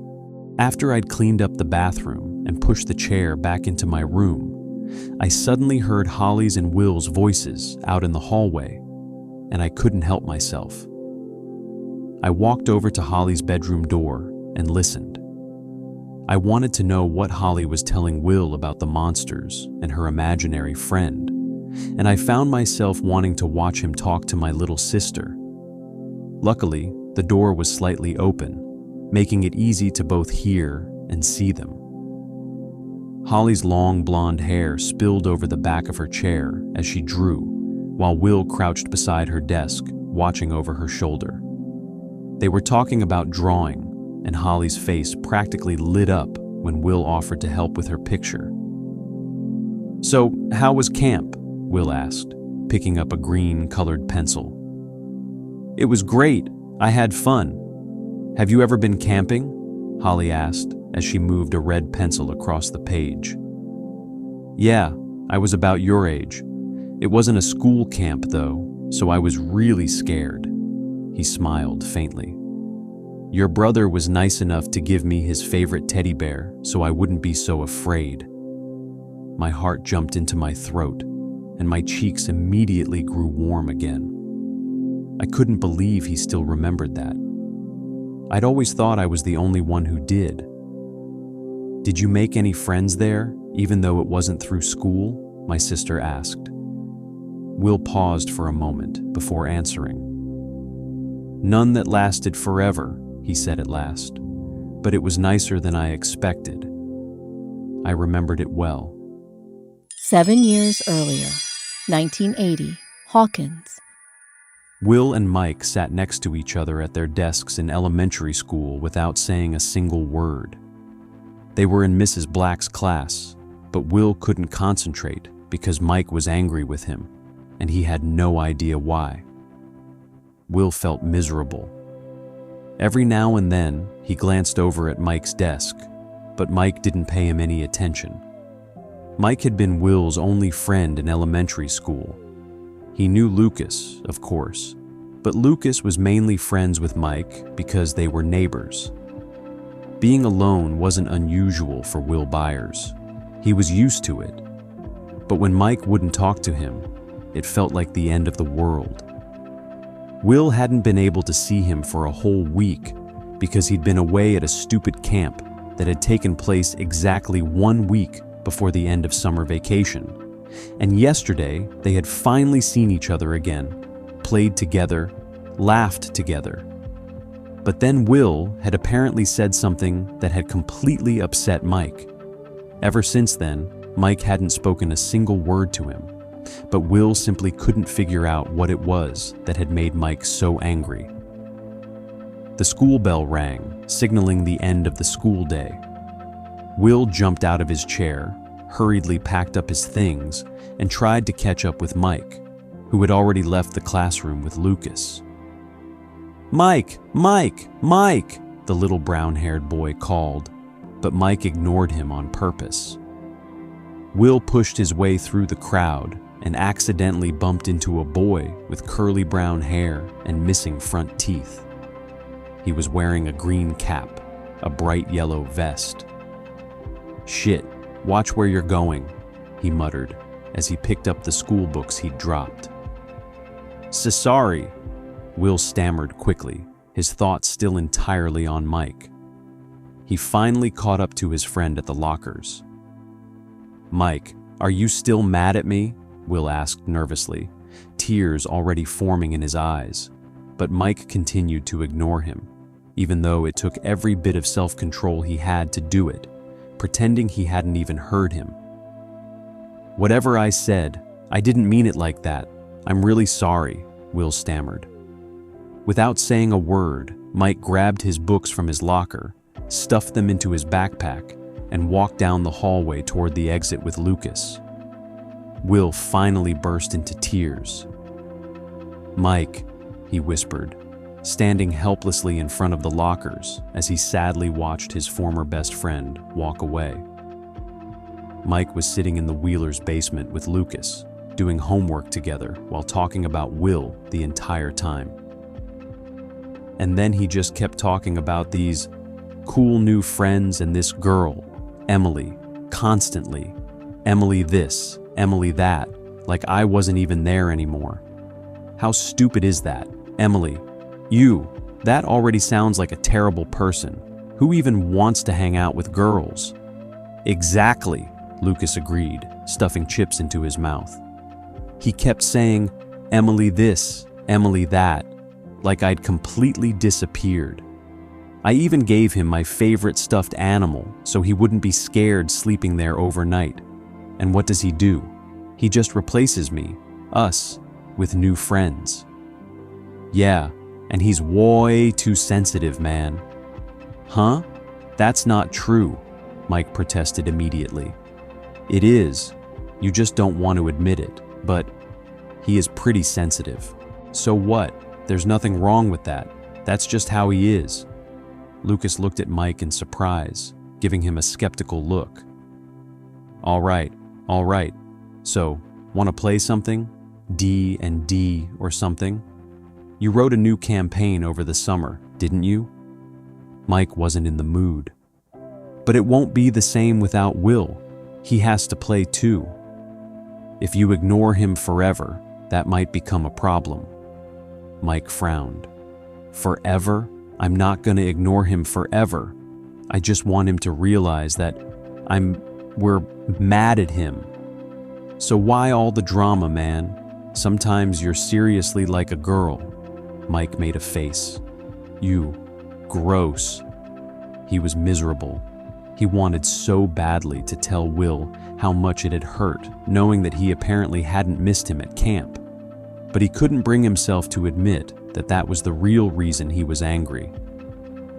I don't feel like playing, he muttered, flopping down onto the couch next to Lucas and pouting. Lucas rolled his eyes. If Will were a girl, you two would have been a couple by now or something. That's not true. It is, Mike. The way Will talks about this Emily is the same way you always talk about Will. It's always, Will. What? That's not true at all. And are you trying to say Will likes this Emily? Sounds like it to me, if he kept talking about her all the time. Gross! Will and a girl? Never! Mike protested again, even though he secretly wished he felt more certain about that himself. Why? Just because those idiots at school call him queer, that doesn't mean he actually doesn't like girls. He's just sensitive, that's all. Mike's face immediately turned bright red, and he crossed his arms. He doesn't like girls. Everybody says so. You could always just ask him if you two ever start talking again. We are definitely going to talk again.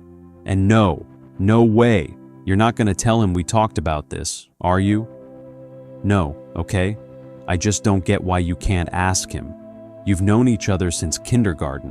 Why can't we just ask him? Mike quickly came up with an excuse. Think about it. Hey, Will, are you actually queer? You don't ask someone something like that? That has to come from him, I think. Lucas seemed to agree because he didn't argue. After Lucas and Mike finished their homework together, Lucas rode back home, and Mike flopped onto his bed, still pouting. He couldn't stop thinking about Will and that Emily girl. What if Lucas was right and Will actually liked her? He didn't want Will to like her, or any girl for that matter. He wanted Will to like him, just him. The next day at school, Mike kept glancing over at Will, who sat sadly doodling in his notebook. Mike felt miserable. He wanted so badly to talk to him again, but he had no idea how to go about it. When the bell rang for lunch break, Mike secretly kept an eye on Will, planning to sit with him if he ended up alone. Mike and Lucas entered the cafeteria and sat down together at a table, while Mike waited impatiently, his legs bouncing beneath the bench. His eyes constantly scanned the room until he finally spotted Will's brown bowl cut. Perfect, Mike thought. He waited until they made eye contact. I'm gonna ask Will if he wants to sit with us, Mike told Lucas, who simply rolled his eyes while chewing his food. Will didn't even try to look for Mike. Instead, he automatically sat down at an empty table and absent-mindedly poked at his salad.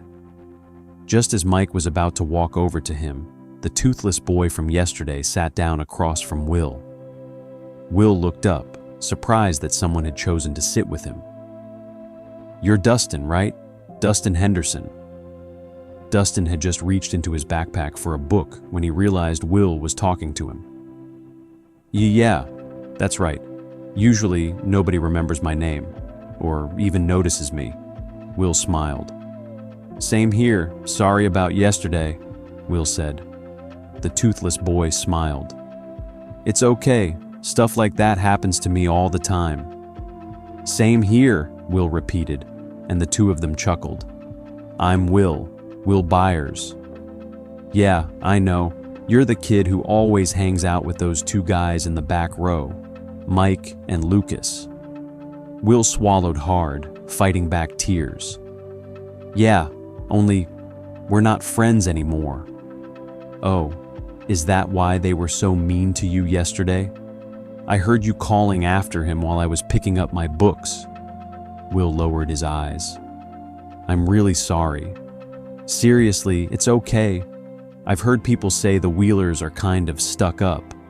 No, Mike's amazing, Will said immediately. He's caring, he's helpful, and he always makes me laugh. Mike's the best. He hesitated. I just apparently said something that upset him, and now he's so mad at me that he won't even talk to me anymore. Will fought with all his strength to hold back his tears. Dustin thought for a moment, trying to come up with something that might cheer him up. Do you know Dungeons and Dragons? He suddenly asked. Will's eyes lit up. Yes, yeah, I do. Why? I was about to read this book about it. He pointed at the book lying on the table next to his lunch tray. Want to look through it together? Will beamed. Yes, I'd love to. The brown-haired boy spent the rest of lunch reading the Dungeons and Dragons book with his new friend Dustin, enjoying his lunch break far more than he'd expected. From across the cafeteria, a boy with wavy black hair watched them with a devastated expression. Mike's eyes filled with tears as he watched Will and Dustin reading together and laughing. A sharp pain spread through his chest. Will didn't seem to miss him at all. He had already found a new friend. Did I ever really mean anything to Will? Mike wondered as he ran to the bathroom so he could cry by himself.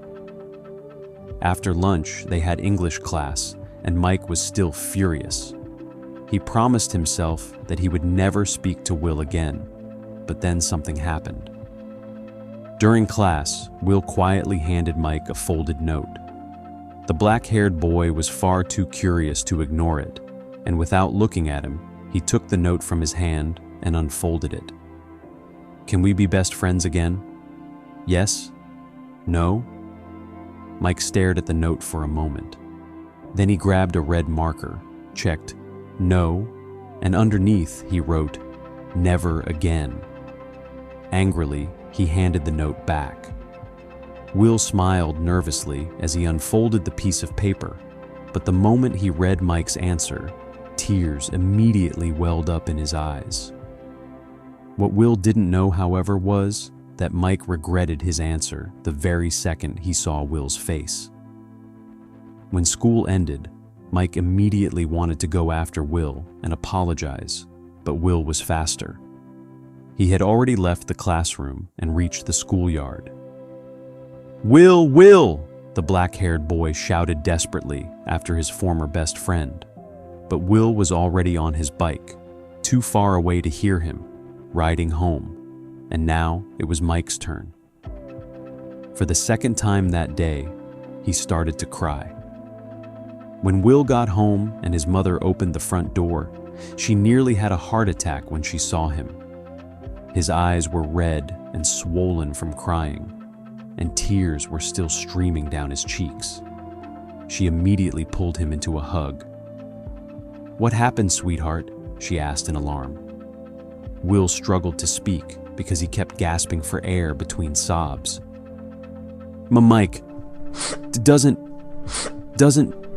want to be friends with me ever again." Will clung tightly to his mother while, in the background, he heard his father, Lonnie, let out an annoyed sigh that seemed to say, "Not another Mike story." His mom, on the other hand, didn't know what to say at first. Eventually, she spoke in a gentle, comforting voice. "Oh, sweetheart, I'm sure that's not true. You two just had a fight. Friends argue sometimes.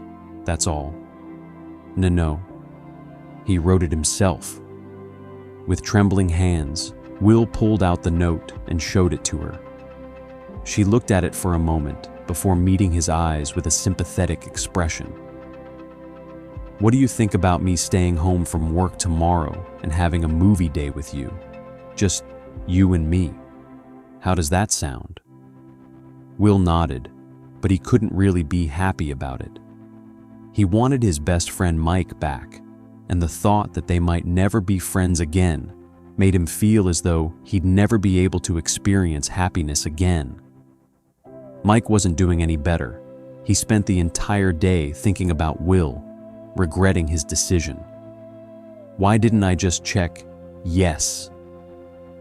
The black-haired boy was already heading for the front door, intending to ride over to Will's house, when his mother stopped him.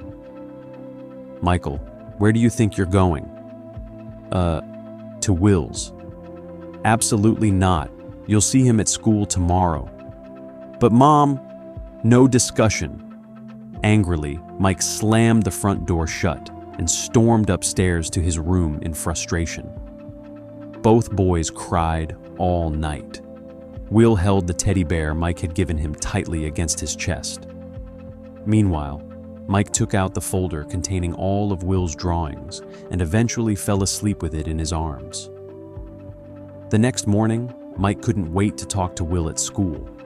He eagerly rode to Hawkins Elementary with Lucas and sat down at his desk, his legs bouncing with nervous energy.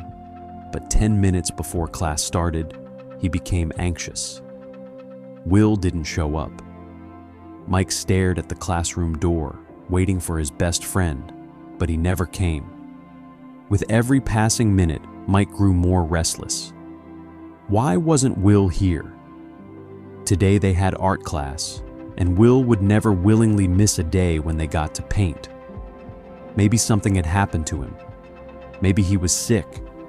Maybe he'd transferred to another school, and Mike would never see him again. Panic washed over him, and with a miserable expression, he looked over at Will's empty seat. By now, Mike was fighting back tears. After first period, the black-haired boy immediately hurried over to his homeroom teacher, Mrs. Black. "Excuse me, Mrs. Black, why didn't Will come to school today?" "Oh, aren't you two best friends?" Mrs. Black asked as she gathered her papers. In 10 minutes, the class would have art with Mr. Wilson. Yeah, but he didn't tell me anything, and I'm worried. Is he sick?" Mrs. Black gave him an apologetic smile. "I'm sorry, Michael, but I can't share students' private information. Why don't you just call Mr. and Mrs. Byers and ask them?" Mike frowned. "Private information? What's that supposed to mean?" "Well, if a student doesn't come to school, I'm not allowed to tell the other students why. But there's a school phone out in the courtyard. Why don't you give them a call?" Mike grew even more nervous and was already about to run outside when he suddenly spotted Dustin. Maybe Dustin knew why Will wasn't here. His chest tightened painfully at the thought that Dustin might know something he didn't, but he had no choice. He had to ask him, so Mike walked over to Dustin's desk in the front row. He had always thought Dustin was kind of a nerd, but if he wanted information, he needed to be polite. Nervously, the black-haired boy cleared his throat. Dustin looked up at him with a puzzled expression. As much as Mike wanted to, he couldn't bring himself to smile or even sound friendly. Instead, he looked at Dustin impatiently. "Do you happen to know why Will didn't come to school today?" Dustin still looked confused, but answered kindly. "No, he didn't tell me anything." Mike immediately felt relieved. "Just so you know, Will and I are best friends." "I thought you didn't want to be friends with him anymore," the toothless boy mumbled in confusion. Mike felt his stomach drop. "We're just having a fight. That's normal." "Yeah, but he showed me the note where you checked no and wrote never again." Mike felt anger well up inside him as he fought back tears. "I didn't mean it like that." "But I think that's how he understood it," Dustin replied, still looking confused. "What did he tell you?" "Nothing. He didn't tell me anything. He just handed me the note, started crying. I gave him the note back again, and he rode home. That's all." Mike felt sick. There was nothing he hated more than making Will cry. What if Will stayed home because of me? Without another word, Mike turned away from Dustin, ran out into the sunny schoolyard, hurried past the other children playing outside, and finally reached the school telephone. Mike knew the Byers' phone number by heart. He dialed it immediately. It rang. He was determined to keep trying until someone answered, even if it meant being late for his next class. He didn't care. Right now, almost nothing else mattered. He just wanted to know where Will was. As the phone continued ringing on the other end, Mike suddenly became nervous. What was he even supposed to say if Will answered? He didn't dare admit that he'd been worried about him after the way they'd left things. Then, at last, Mrs. Byers picked up the phone. Byers residence. "Oh, hi, Mrs. Byers. This is Mike. I'm only calling because, Mrs. Black asked me to. She wanted to know, why Will wasn't at school today. She asked me to call because, Will and I are best friends." Mrs. Byers chuckled softly. "Mike, I already let Mrs. Black know this morning that Will would be staying home today. Would you like me to put him on? I think you two probably have a lot to talk about." Mike's face immediately turned bright red. Yeah, but my next class starts in a minute. Is he okay?" "He's all right. He'll be back at school tomorrow, and then you two can talk." I could come by after school and bring him the homework and my notes, if he'd like that," Mike blurted out. There was no way he could wait another whole day. "That sounds lovely. Thank you, Mike." "Thanks, Mrs. Byers." Grinning with relief, Mike hung up the phone. The second school ended, Mike rode straight to the Byers' house. The Byers lived on the other side of Hawkins. Their house was small, old, and a little run down, and Mike wasn't surprised that Will liked spending so much time in the Wheelers' basement, especially when he thought about Will's dad. Nervously, Mike paced back and forth outside the house, trying to figure out what he was actually going to say. He didn't want to lie to Will, but he was just as afraid of telling him the truth. Through the thin walls, he could hear Will's parents yelling at each other, as usual. Before Mike even had the chance to knock, the front door was yanked open by Lonnie Byers, Will's father. The large, broad-shouldered man glared down at Mike. The afternoon sun hit his face from behind, making him look even more intimidating. "What do you want?" he barked. Mike swallowed. I wanted to see Will." Lonnie let out a scoff.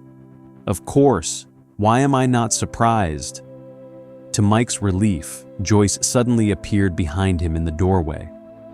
"I asked him to come," she snapped at her husband. Lonnie muttered something under his breath and stomped away. "Yeah, run back to your little hoe." She cut herself off, turned back toward Mike, and offered him a tired smile. "Come on in." Mike stepped inside and knocked hesitantly on Will's bedroom door. "Yeah?" Will's voice came from the other side of his bedroom door, and Mike's heart immediately began pounding. "It's me, Mike," he said quietly. I brought your homework and my notes." He slowly pushed the door open. Will was sitting at his desk, drawing, and the moment he saw Mike, his eyes widened. "Unless you'd rather have Dustin Henderson bring them to you?" The words escaped Mike before he could stop them. He regretted them instantly. Will, however, simply smiled through watery eyes, stood up, and wrapped him in a tight hug. Mike wasn't entirely sure why, but suddenly he felt incredibly nervous. At the same time, warmth spread through his chest. He was so happy to see Will again that his heart started racing.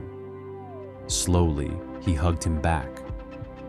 When they finally pulled away, Mike placed the homework on the desk before the two boys sat side by side on Will's bed. Their legs swung over the edge.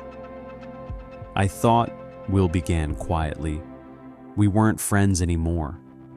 Mike swallowed hard. There had never been a moment when he truly hadn't wanted to be Will's friend.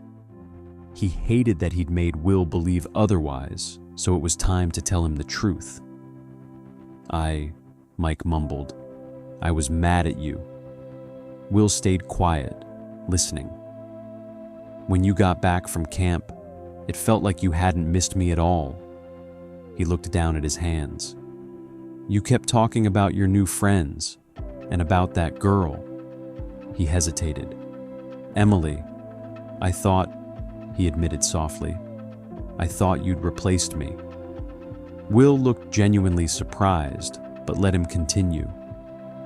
"And then, when I saw you talking to Dustin at lunch, I was gonna come sit with you, but then you were already sitting with him, and it just felt like you'd found another best friend." A few tears slipped onto his jeans. "I'm sorry, I never really wanted us to stop being friends." Will stared at him for a long moment. Then, without saying a word, he stood up, walked over to his desk, and opened one of the drawers. "I did miss you," he said quietly. "A lot." He handed Mike a sheet of paper, and Mike's face immediately turned bright red. It was a portrait of him. "I drew it at camp," Will said shyly. "I talked about you all the time, and I made it for you." Mike stared at the drawing with wide eyes. "Whoa, you drew this? I can really keep it?" Will nodded, his cheeks glowing pink. Mike couldn't take his eyes off the picture. "Now I feel really stupid. I was so mean to you, for no reason. You still want to be friends with me, right?" Will laughed softly, even though his eyes were still damp. "Of course." He sat back down beside him. "Nobody could replace you, Mike. Also not Dustin. You're my best friend. You always will be, no matter what." Mike looked at him in surprise. Then he hugged Will tightly again. "I'm sorry," he whispered. "Me too. I shouldn't have—" "Bullshit," Mike interrupted him immediately. "We both know I'm the one who messed everything up. I'll make it up to you, I promise. I'll buy you as many comic books as you want with my next allowance." Will laughed. "No way, Mike. I insist." They sat together in comfortable silence for a while. Mike kept looking at the portrait. Eventually, Will smiled. "You know, Dustin's actually pretty cool." Mike immediately pulled a face. "No, he's not. He's a nerd." Will grinned. "You, Lucas, and I are all nerds, Mike. Besides, he likes D&D. He's still not cool." "Well," Will said quickly, "you're definitely way cooler, Mike." He really didn't want them to start fighting again. Mike snorted, though a small smile crept onto his face. "I'd hope so." "Maybe," Will said carefully. "You should get to know him. We could invite him to our next D&D campaign." Mike let out an exaggerated sigh. "Fine, but only because it's you." Will broke into a huge smile, and for the first time in days, everything for those two boys felt right again. 7 years later, 1987, Hawkins. Will and Holly kept working on Holly's drawing, and the sound of their voices pulled me back to the present. Will had always known how to get people to open up without ever coming across as pushy. He was showing Holly how to draw a frog when she suddenly said, "You're definitely my favorite friend out of Mike's group. I think you're Mike's favorite too." My cheeks immediately burned. "You think so?" Will asked with a shy smile. "Yeah, he talks about you all the time. It's always, Will, Will, Will. Will's so talented. Will could explain that way better than I can. He knows how to do stuff like that. Don't you dare rip Will's drawings off the wall again." Blah, blah, blah. Will looked embarrassed. "Well, we've known each other for a really long time. We went to kindergarten together, you know." Yeah, I know. Mike already told me." Holly kept coloring. "He said asking you to be his friend was the best decision he ever made." Blah, blah, blah. My face felt like it was on fire, and my heart dropped straight into my stomach. Once again, I wished the floor would just swallow me whole. Will picked up another colored pencil before quietly saying, to my absolute horror, and saying yes was the best decision I ever made for my life. My heart seemed to stop beating, and my eyes filled with tears. Does he really mean that? Back when Will had been the spy, we'd done everything we could to bring him back to us. I still remembered how terrified I'd been for him. I'd wanted to trade places with him so he wouldn't have to suffer anymore. He'd already been through so much. And then, a year later, it had all started over again. When Joyce, Jonathan, and I had tried to bring back his memories, I'd told him about the first day we'd met, about kindergarten, about how asking him to be my friend had been the best decision of my life. I hadn't planned those words. I hadn't even thought about them. They'd simply come out. "He's really nice. He's just trying to help me." Holly's voice pulled me back to the present. I listened closely again. "So when you see him," Will asked gently, "do you feel like you're somewhere else? Like inside a memory?" Holly frowned. "A memory? No, he's just there. He talks to me." "Did he tell you what those monsters are?" She shook her head. "No, he only said it would be dangerous to stay in Hawkins." Will fell silent. He simply watched Holly keep drawing without asking another question. It amazed me how easily he'd gotten her to talk. Typical Will, I thought. My heart sped up just thinking about how gentle he was with Holly, how effortlessly he made people feel safe enough to talk about their deepest feelings.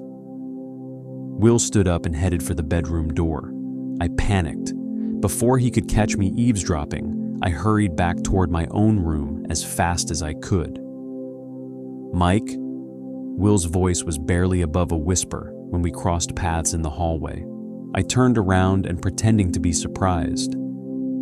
"Oh, hey, I just came out of my room. Did you talk to her?" Will nodded. Will went over everything again later that evening while we were sitting together in the basement. "I don't think we need to worry," he said. "It doesn't fit his pattern. Besides, why would he want to protect her? When she talks to him, she's not in a trance. She's conscious." His words eased my mind a little. "Thanks again for talking to her." "Of course." We looked at each other for a moment, but I couldn't hold his gaze for long. I quickly looked back down at the floor. Suddenly, Will reached over and gently squeezed my arm. When I looked back up, he was staring straight into my eyes. "She's okay, Mike," he said softly. "She's okay." I managed a faint smile. "I know, I'm just worried about so many people." I took a shaky breath. "My family, especially Holly. 11. I hesitated. "And mostly you." I swallowed hard. "Your nightmares, and the connection you still have to him after he possessed you." I felt tears threatening to spill over. "It scares me." For a moment, Will was quiet. Then he suddenly pointed toward a stack of boxes I'd pushed into the corner after finding out the buyers were moving in with us. "I've actually been meaning to ask you, what's all that?" It was obvious he was trying to distract me, trying to lighten the mood, and strangely enough, it worked. "Oh, that." Awkwardly, I rubbed the back of my neck. "Those are comics I picked up for you while you were living in California. I was going to give them to you for Christmas. They're yours. You can have them. You bought comics for me?" Will stood up from the couch, walked over to the boxes, and carefully opened the one on top. "Of course," I said. "I couldn't just keep collecting them for myself. We always bought them together, and we always read them together. I didn't want to break the tradition just because you lived somewhere else." Will slowly pulled one comic after another out of the box. He stared at them in disbelief before looking back at me. "Mike, I can't believe you never told me. There are so many. That couldn't have been cheap. Why didn't you say anything?" "Well," I rubbed the back of my neck again, avoiding his eyes. "I guess I didn't want to seem childish. I wasn't even sure you still liked comics." "What?" Will looked completely shocked. "Of course I still like comics, and I don't think that'll ever change, no matter how old I get." I smiled. "Good, then we'll just read them now. You've missed quite a few." "Mike." Will looked down at the stack again. "I can't accept these. I barely have any money right now. I can't pay you back." I blinked. "Are you serious? That's why it's called a gift." "But it's not my birthday, and Christmas is still months away." "Will," I pointed at the box. "Pick any two you want and come sit next to me already." Will gave me a warm smile. My heart immediately fluttered, and I quickly looked down at my hands. A few minutes later, he returned carrying 2 brand new X-Men comics. He sat back down beside me, and I couldn't help laughing. "So, finally made up your mind?" He smiled sheepishly. "Yeah, I couldn't decide between X-Men and Batman. You know we can read more than those later, right?" Will grinned and was just about to open the first comic when it suddenly hit me how close he was sitting. Only a few inches away, and somehow I wanted him even closer. Before I could stop myself, my body moved on its own, and without thinking, I slowly rested my head in his lap. I glanced down at the comic, pretending to read even though I wasn't taking in a single word. I also pretended not to notice the stunned expression on Will's face. "Mike, what are you doing?" "I'm reading." Yeah, but..." He looked down at me. "Your head. What about it?" "It's on my lap." I looked up at him. "Does it bother you? I can move if..." "No." Will answered so quickly that it startled both of us. No, not at all. We used to do that." "Yeah, but it's just, you haven't done this since we were, I don't know, 10? 7. I was 7 the last time I did this." "You remember that exactly?" Will asked. He didn't know it, but there was a reason I'd stopped resting my head in his lap. When we were kids, we'd done it all the time. One of us would lie down with our head in the other's lap while we read comics together. But one day, everything changed. We'd been playing hide and seek. I was hiding, and Will was counting. I'd squeezed myself into the little cabinet beneath the kitchen sink when I heard my dad talking to my mom. "Don't you think those two are..." he said. "Well, a little too close." "Who?" Mom asked as she chopped vegetables for dinner. The whole kitchen already smelled like fried onions, making my mouth water, but my appetite quickly vanished again as I listened to my parents' conversation. "Will and Mike, of course. Mike hasn't talked about a single girl since he started school. It's always, Will this and Will that. It's like he's in love with the kid. Remember when Mike insisted on coming with him to the dentist because Will was scared? He's obsessed with him." "Ted, that's ridiculous," Mom replied. "They're best friends. That's normal, and they're only 7 years old. Boys that age don't care about girls yet." "But you know what people say about the buyers. Don't be rude, Ted. Just because they don't have much money? That's not what I mean. I ran into Lonnie the other day, and he told me he thinks his son is..." Dad lowered his voice. "You know," Mom sighed. "You can't possibly know something like that at his age.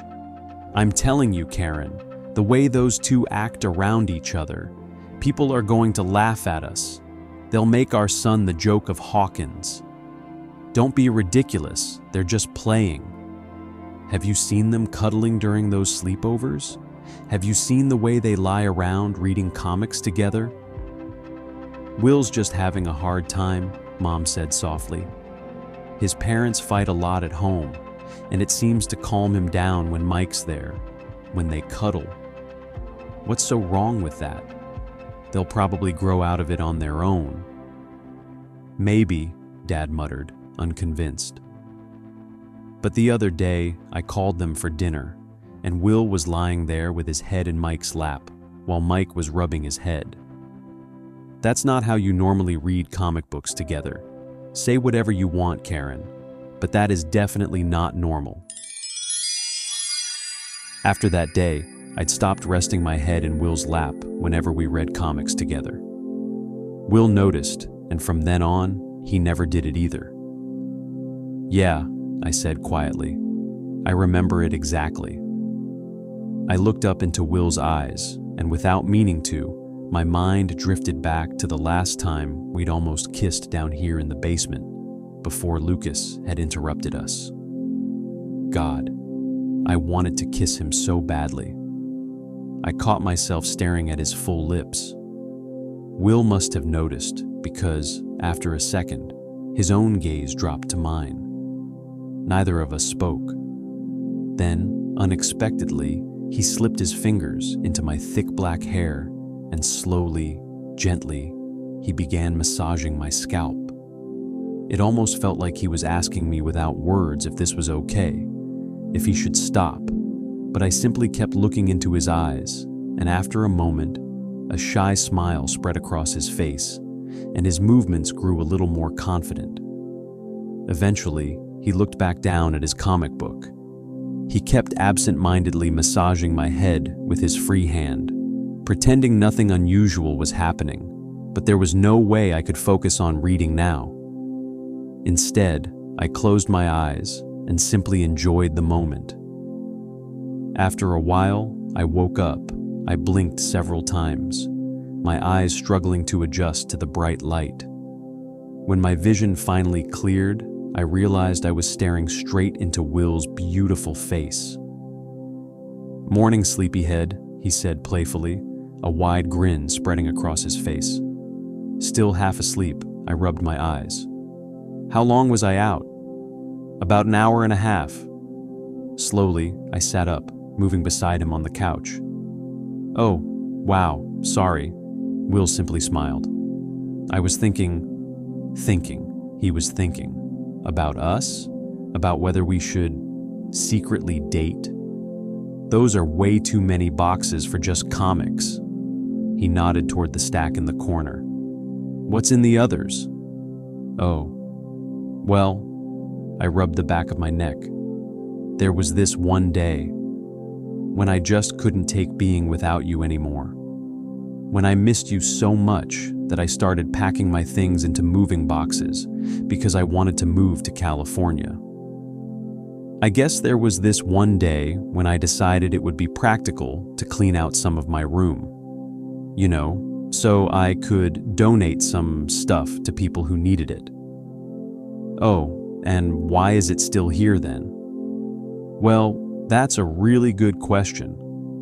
But before I could finish my explanation, the basement door opened and Jonathan came downstairs. "Hey," he called. "I'm supposed to tell you guys dinner's ready." I never loved your timing more, Jonathan. Not So Best Friends on AO3.